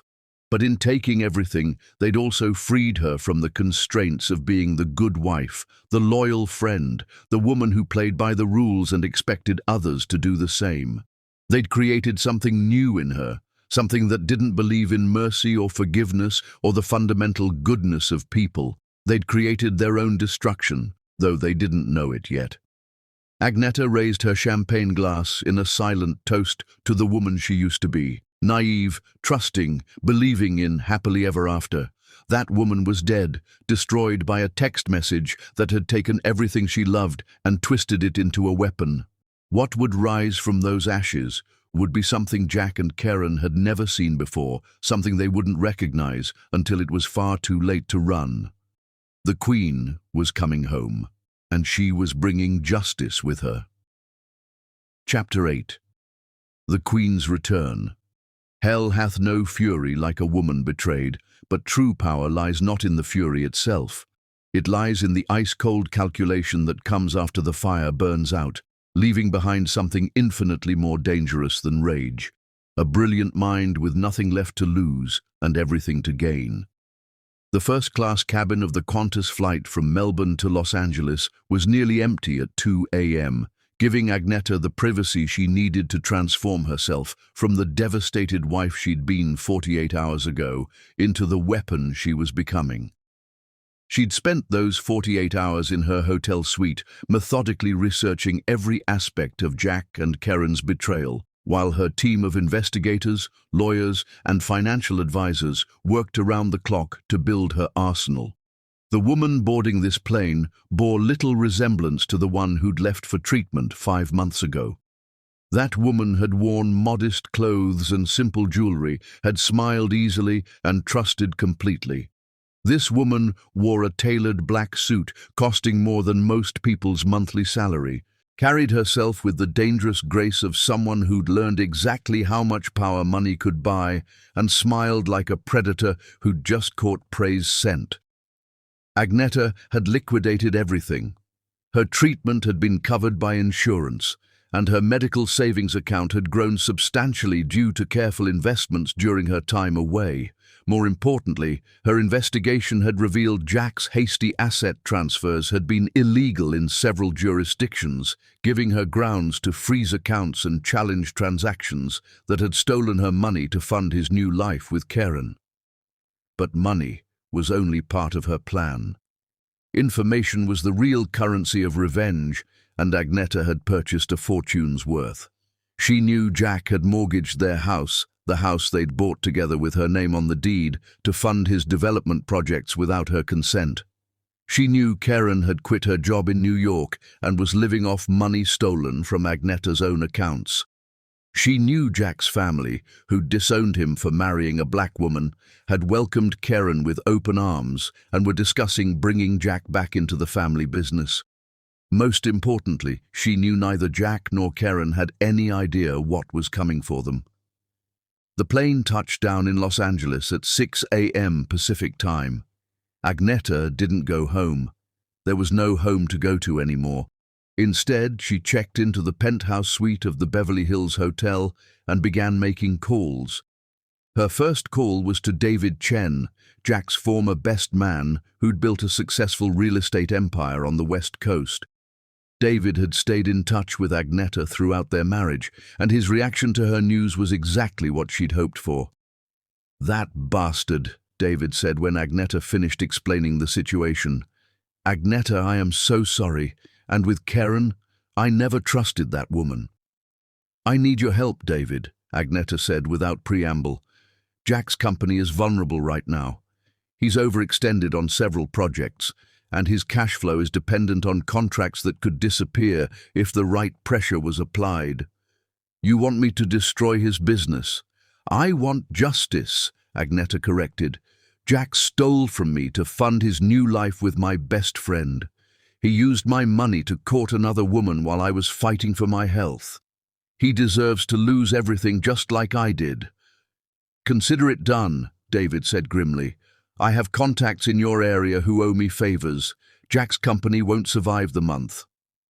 Her second call was to Margaret Whitfield, a private investigator specializing in corporate espionage, who had a reputation for being both brilliant and completely without scruples.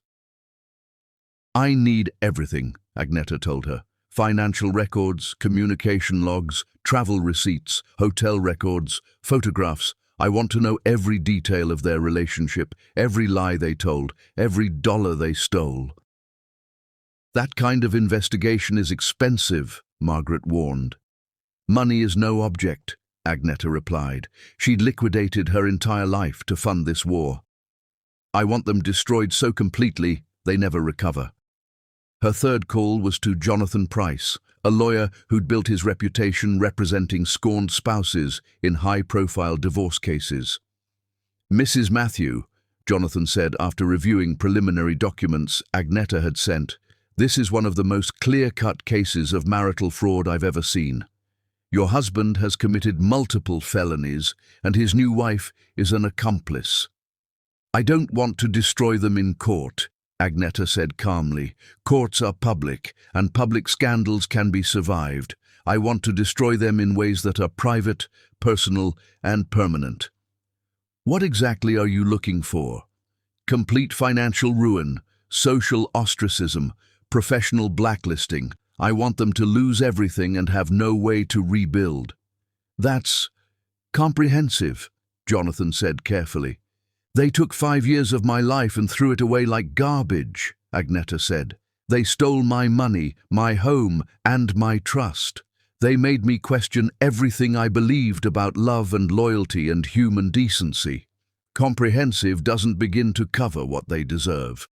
Over the next week, Agneta's team worked with military precision to dismantle the life Jack had built with Karen. She didn't return to her hometown immediately. Instead, she coordinated her assault from Los Angeles, using her distance to maintain the element of surprise.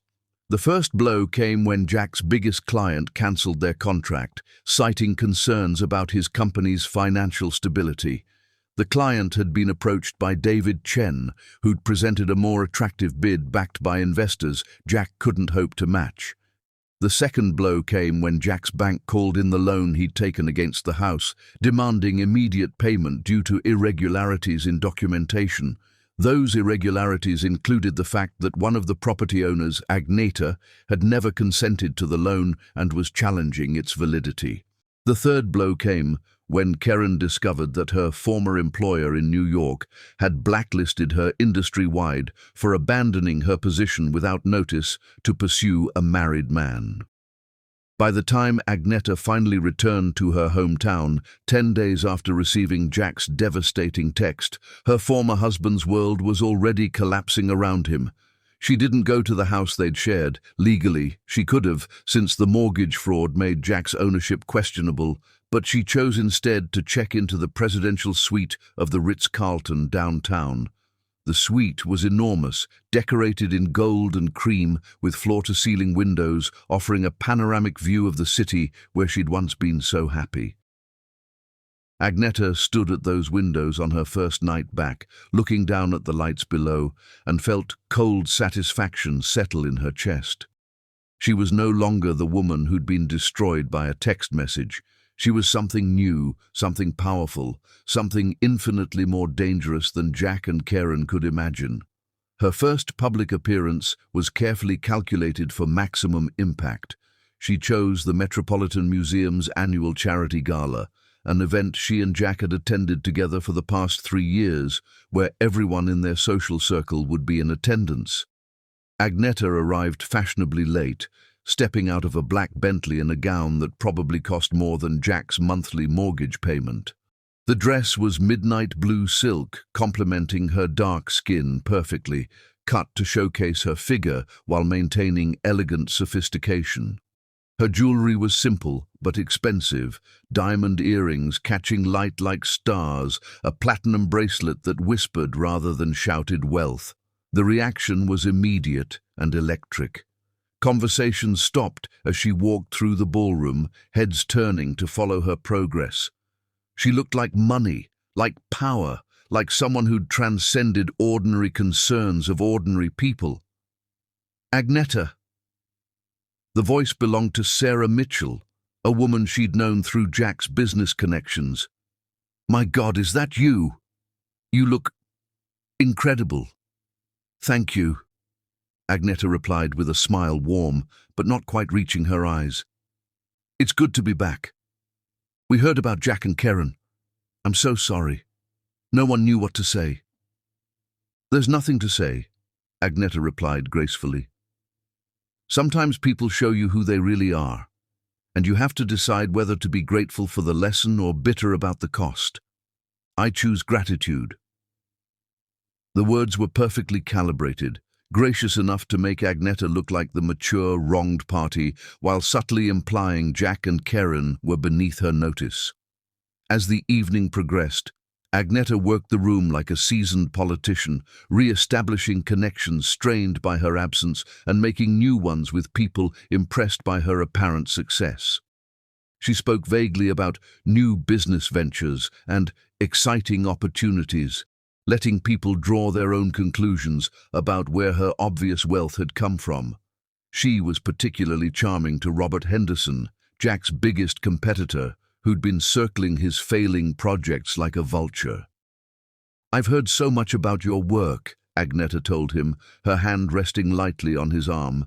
"Your approach to sustainable development is exactly what this city needs." "Thank you," Robert replied, clearly pleased by her attention. "I have to say, your husband had some interesting projects before his recent difficulties." "Jack is very talented," Agneta agreed neutrally. "I'm sure he'll land on his feet eventually." It was a masterful performance. She defended Jack just enough to appear loyal while making it clear she was distancing herself from his problems.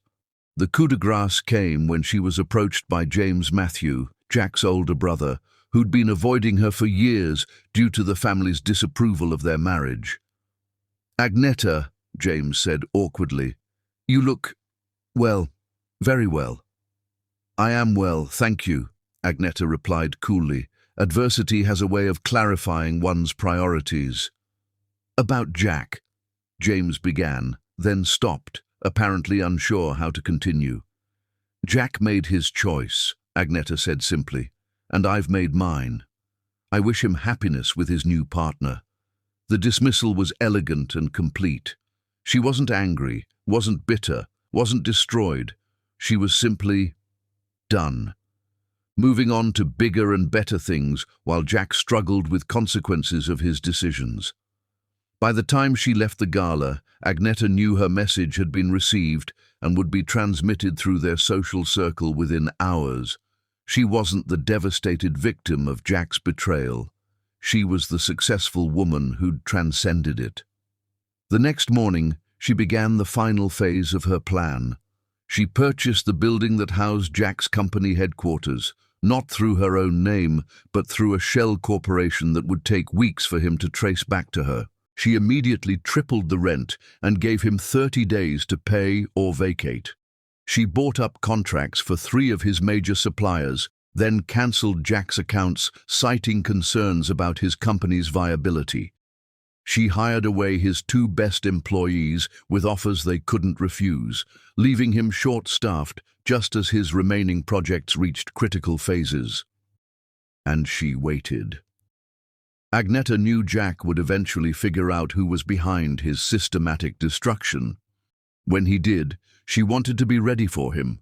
She wanted to watch his face when he realized the quiet, trusting woman he'd betrayed had become the architect of his downfall. She wanted to see him understand that he hadn't just lost a wife. He'd created an enemy who was smarter, richer, and infinitely more dangerous than he'd ever imagined. The Queen had returned to her kingdom. Now it was time to remind everyone why queens were crowned, and what happened to those who tried to dethrone them. Chapter 9. The Web Titans. Revenge is an art form that requires patience, precision, and an understanding that the sweetest victories are those where your enemies destroy themselves. You simply provide the circumstances that make their self-destruction inevitable. Jack Matthew stood in what used to be his corner office, staring at the eviction notice that had been hand-delivered that morning. The building that had housed Matthew Development for 3 years, the building where he'd built his reputation and fortune, now belonged to someone else, someone who apparently thought his company was too much of a financial risk to remain as a tenant. In the space of 3 weeks, his world had systematically fallen apart. First, the Henderson Group had cancelled their biggest contract, citing concerns about project management that made no sense given their previously excellent relationship. Then, the bank had called in his mortgage, claiming irregularities in documentation that his lawyer assured him were technically correct but ethically questionable. His suppliers had dropped him one by one. His best employees had been poached by competitors offering salaries he couldn't match, and now he was being evicted from his own office. "Mr. Matthew?" His secretary, Linda, appeared in the doorway looking uncomfortable. She was one of only 3 employees left, and Jack suspected she was already looking for another job. "There's someone here to see you. She says it's about the building purchase." Jack's expression hardened. He'd been trying to find out who'd bought his building for days, but the sale had been handled through so many shell companies and legal intermediaries that tracing the actual buyer was proving impossible. "Send her in," he said, straightening his tie and trying to look like a man who wasn't watching his empire crumble around him. The woman who walked into his office was tall, elegant, and completely unfamiliar. She wore a charcoal grey suit that probably cost more than Jack made in a month, and her dark hair was pulled back in a sleek chignon that emphasized her sharp cheekbones and intelligent eyes. "Mr. Matthew," she said, extending a manicured hand. "I'm Victoria Sterling, representing the new owners of this building." Jack shook her hand warily. "Ms. Sterling, I assume you're here to discuss the lease terms." "Actually, I'm here to discuss your departure," Victoria replied with a smile both professional and utterly cold. "The new owners have decided that Matthew Development is not the kind of tenant they want in their property." "Based on what?" Jack demanded.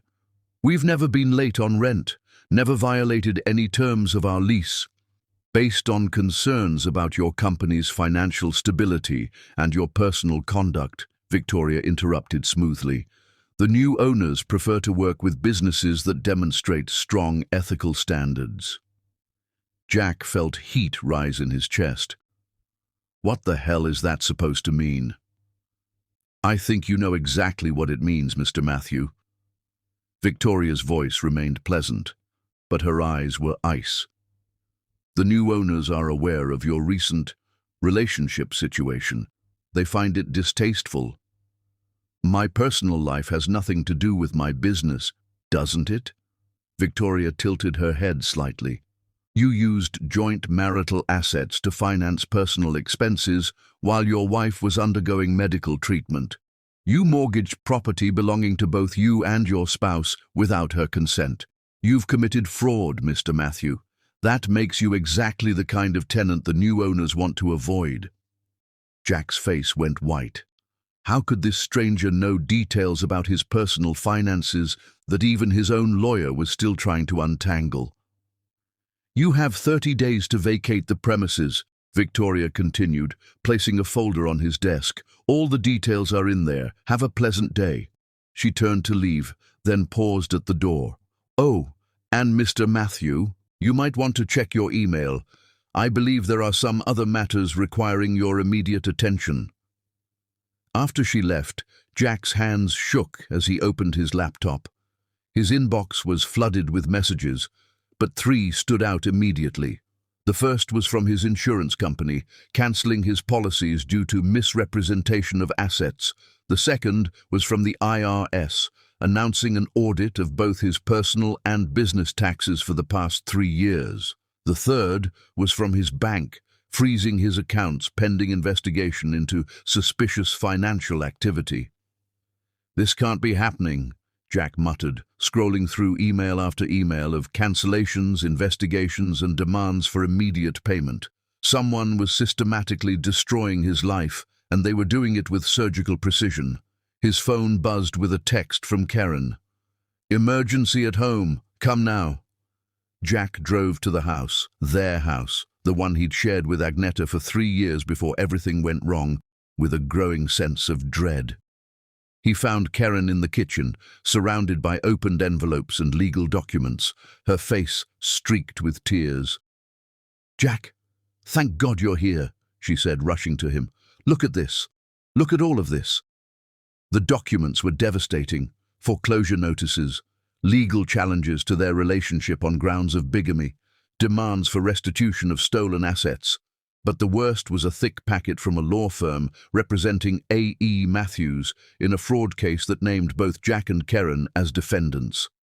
"A.E. Matthews," Jack said, his voice hollow. "That's Agneta. Agneta St. Matthews."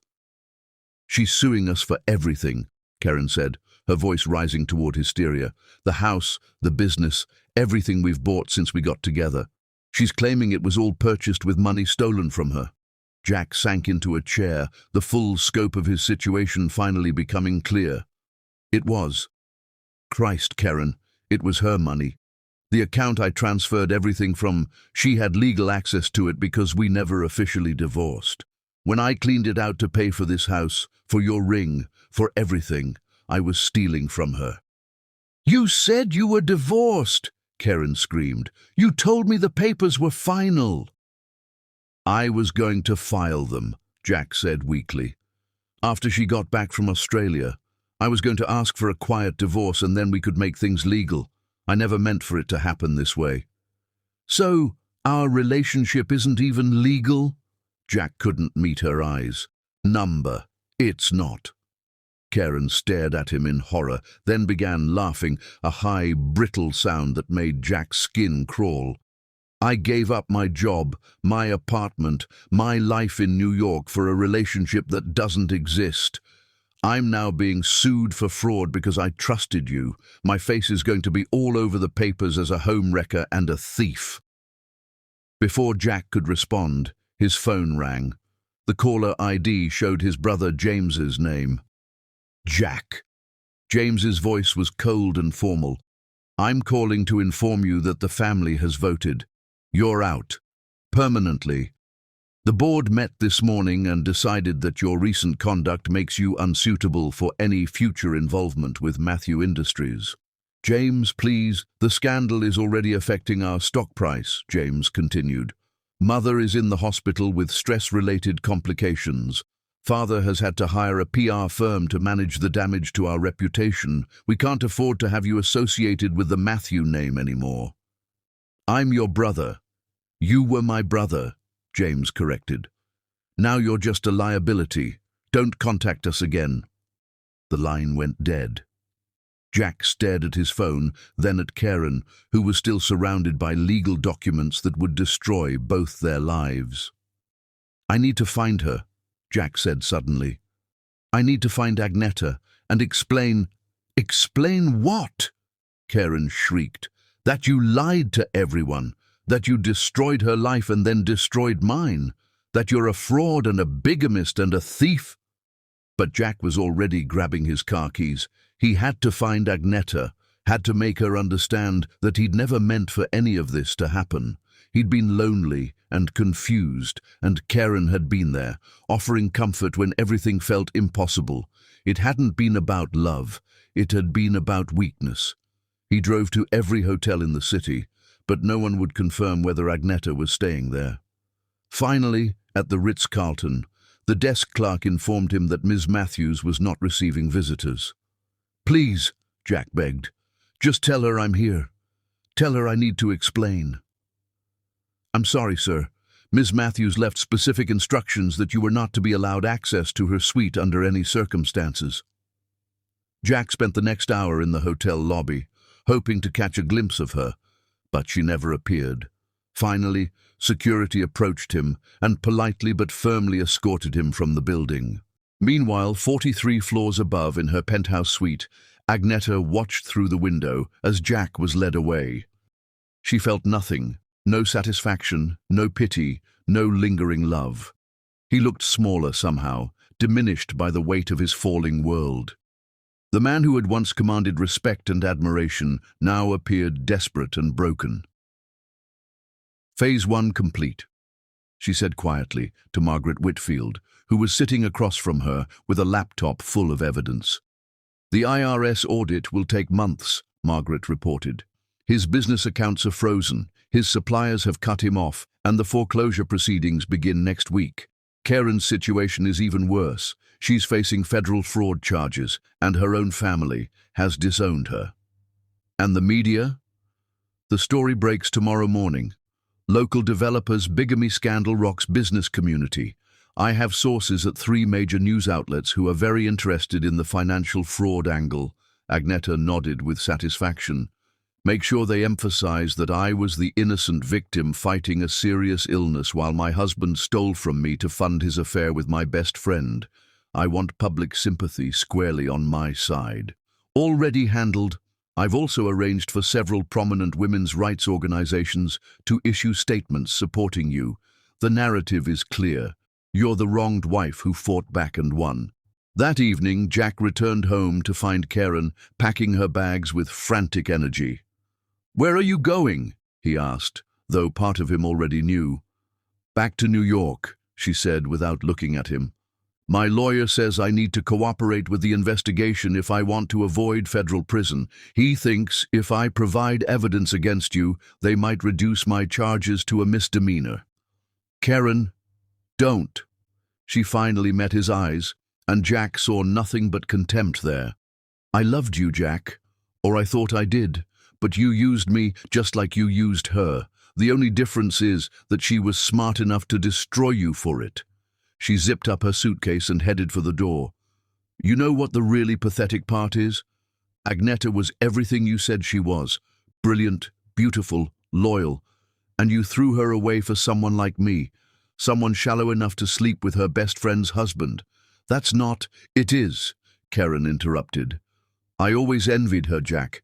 Her intelligence, her principles, the way she could make people love her without even trying. I thought if I could take you away from her, it would somehow make me as special as she was, but it just made me a thief and a liar." She paused at the door, looking back at him one last time. "I hope destroying her was worth it, because she's going to destroy both of us now, and we deserve it." After Karen left, Jack sat alone in the house that was about to be foreclosed upon, surrounded by the wreckage of his life. His business was gone, his family had disowned him, his partner had abandoned him, and his legal wife was systematically destroying everything he had left. The worst part was that he was beginning to remember why he'd fallen in love with Agneta in the first place. She had been brilliant, determined, and stronger than anyone had given her credit for. He'd been an idiot to think that betraying someone like that wouldn't have consequences. His phone buzzed with a text from an unknown number. "Tomorrow, 8 p.m., Riverside Park, where you proposed. Come alone." Jack's heart raced. It had to be Agneta. Finally, she was willing to see him, to let him explain. Maybe there was still a chance to fix this, to make her understand that losing her had been the biggest mistake of his life. He had no idea that he was walking into the final scene of his own destruction, orchestrated by a woman who'd learned that the most devastating revenge wasn't the kind that destroyed you quickly. It was the kind that let you destroy yourself while she watched from the shadows, holding all the strings. Chapter 10. The Queen's Justice. True justice is not about punishment. It's about balance. It's about showing someone exactly who they really are, stripping away their illusions and excuses, and letting them face the consequences of their choices with perfect clarity. The evening mist clung to Riverside Park like a shroud as Jack Matthew made his way along the familiar path toward the bench where he'd proposed to Agneta 6 years ago. His hands trembled as he walked, partly from the autumn chill, but mostly from desperate hope that somehow he could convince the woman he'd destroyed to forgive him. She was already there when he arrived, sitting on their bench with perfect posture and hands folded in her lap. In the dim light of the park's antique street lamps, she looked like a queen holding court, elegant, untouchable, and infinitely more powerful than the woman he remembered. Agneta wore a black coat that probably cost more than his car, and her hair was styled in a sophisticated updo, emphasizing the sharp intelligence in her dark eyes. But it was her expression that stopped Jack cold. Not anger, not hurt, not even hatred. Just calm, clinical assessment, as if she were studying an interesting but ultimately insignificant specimen. "Hello, Jack," she said quietly. "Agneta." He moved toward her, then stopped when she held up one hand in a gesture both elegant and absolute.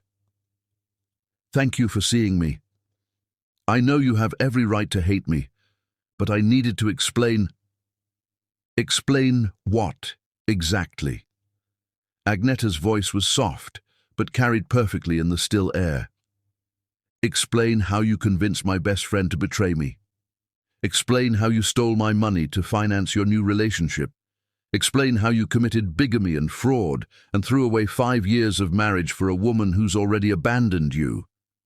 Jack flinched as if she'd slapped him. "How did you know about Karen leaving?" Agneta smiled, and it was the most terrifying expression Jack had ever seen. "I know everything, Jack. I know she's cooperating with prosecutors to reduce her own charges. I know your family has cut you off completely. I know your business is bankrupt and your accounts are frozen. I know you're about to lose the house you bought with my money." She stood gracefully, and Jack was struck by how poised she seemed, how completely in control. This wasn't the woman he'd left behind. This was someone else entirely, someone forged in fire and emerged as something harder and more dangerous than he could have imagined. "You want to know the really beautiful part?"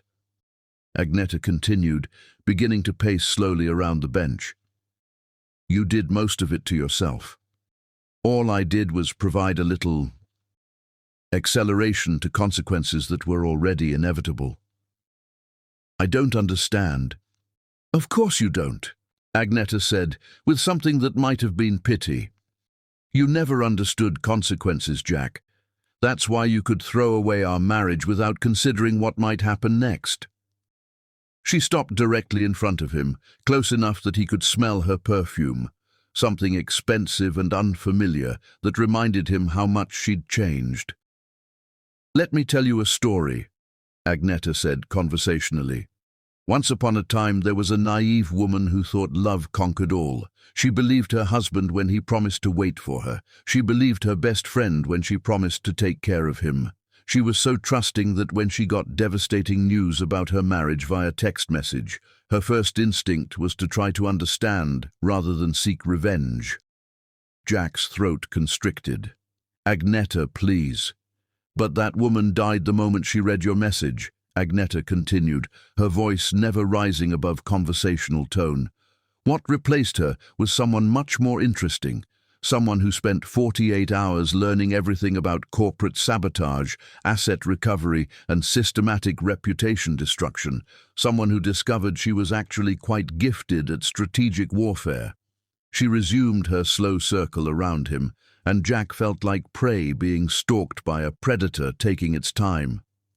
"Your first mistake was stealing money I had legal access to," Agneta said. "Did you know joint accounts remain joint until divorce is finalized? Everything you spent on Karen, everything you used to set up your new life, you were stealing from me the entire time. I was going to file for divorce when you came back." "Your second mistake," Agneta continued as if he hadn't spoken, "was underestimating my intelligence. You always saw me as the literature professor, the idealistic teacher who couldn't possibly understand business or finance. You never realized that someone who can analyze Victorian novels' political intricacies might also understand corporate structure and financial manipulation." Jack felt sick. "What did you do?" "I bought your debts," Agneta said simply. "Your mortgage, your business loans, your suppliers' contracts. When you're facing financial difficulties, creditors are eager to sell your obligations to someone who can pay immediately. I now own every aspect of your financial life." The park seemed to spin around Jack. "That's impossible. The amounts involved would be impossible for a literature teacher," Agneta agreed. "But quite manageable for someone who liquidated 5 years of secret investments, called in favors from everyone who ever owed her husband a good turn, and partnered with competitors who'd been waiting years for Matthew development to show weakness." She stopped in front of him again, and Jack saw his own destruction reflected in her calm, dark eyes. "Your third mistake was assuming I would be devastated," Agneta said. "You thought I would cry and beg and eventually accept whatever scraps of settlement you were willing to offer. You never considered that I might become something more dangerous than a victim." "I never meant for any of this to happen," Jack said desperately. "I was lonely and confused, and Karen was there." "Stop." The single word cut through his explanation like a blade. "Don't insult our intelligence with that pathetic excuse. You weren't confused, Jack. You were selfish. You wanted comfort without the inconvenience of divorce proceedings. You wanted your new life while keeping me as backup in case it didn't work out. Jack opened his mouth to protest, but Agnetta's expression stopped him cold. You never filed for divorce, even after you started your relationship with Karen. You kept our marriage legally intact because some part of you knew you might need to come crawling back eventually. The truth hit Jack like a physical blow. She was right. Some part of him had always held back from making the break complete, had always left himself an escape route. The truly tragic part, Agnetta continued, is that if you'd simply asked for a divorce, I would have given you one. If you'd been honest about falling out of love with me, I would have been heartbroken, but I would have survived. But you chose to lie, to steal, to betray me with my closest friend while I was fighting for my health. For the first time since she'd begun speaking, emotion crept into Agnetta's voice, not anger or hurt, but something colder and more final. So I chose to show you exactly what those choices cost. Jack sank onto the bench where he'd once promised to love her forever. What happens now? Now? Agnetta smiled again, and Jack realized this was truly the most terrifying expression he'd ever seen. Now you get to live with the consequences. You're bankrupt, unemployed, and facing criminal charges. Your family has disowned you, your business partners have abandoned you, and the woman you left me for has thrown you under the bus to save herself. She pulled a manila envelope from her coat and placed it beside him. Divorce papers, she explained. I'm granting you the divorce you should have asked for months ago. You'll find the terms quite generous, considering I'm not seeking alimony beyond what you've already cost me. I just want you legally out of my life. Jack stared at the envelope. Agnetta, I know I have no right to ask, but— You're right, she interrupted. You have no right to ask for anything. But I'll tell you anyway. I'm leaving tomorrow for London, where I've accepted a position with an international education foundation. I'll be developing literacy programs for disadvantaged children worldwide, work that actually matters, funded by the settlement money from this disaster you created. She turned to leave, then paused. I want you to know something, Jack. 5 months ago, when you sent me that text, you broke my heart so completely I thought I might die. But you also freed me from the illusion that I needed you to be complete. You taught me that I'm strong enough to survive anything, smart enough to outmaneuver anyone who tries to destroy me, and powerful enough to build something beautiful from betrayal's ashes. Agnetta's voice softened slightly, but her words remained absolute. So in a way, I should thank you.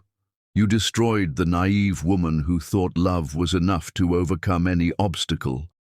What you created instead is someone who knows that love without respect is worthless, that trust without honesty is meaningless, and that some betrayals transform you into something stronger than you ever imagined. She began walking away, heels clicking on the stone path with finality's rhythm. Agnetta, wait! Jack called desperately. I love you. I've always loved you. She stopped and turned back one last time, expression sad but resolute. No, Jack. You loved the idea of me. You loved having someone who adored you enough to overlook your flaws, who was grateful enough for your attention to never demand more than you wanted to give. But you never loved me enough to choose me when choosing me became difficult. Her next words were so quiet, Jack had to strain to hear them. I loved you enough to forgive anything, except betrayal with the person I trusted most. You chose the one thing I couldn't overlook, with the one person I couldn't forgive you for. That wasn't accident or confusion. That was cruelty. And cruelty, Jack, has consequences.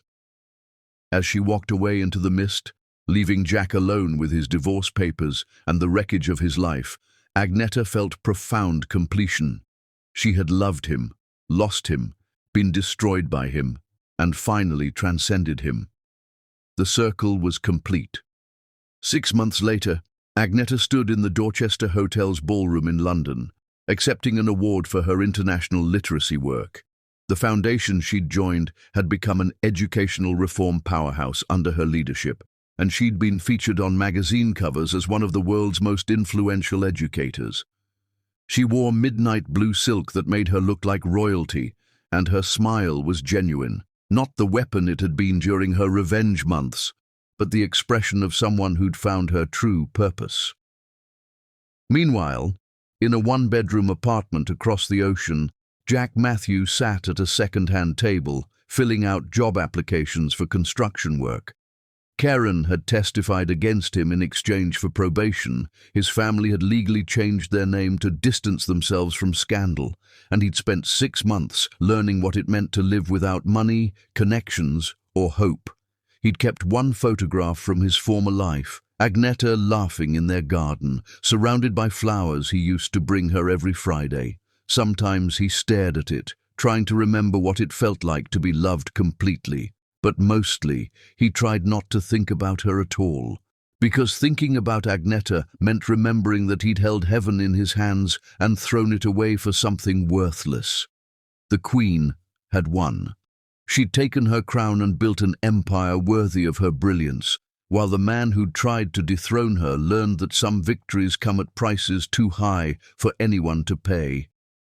Justice, it turned out, was a dish best served by letting people destroy themselves and then watching from a distance as they realized exactly what they'd lost.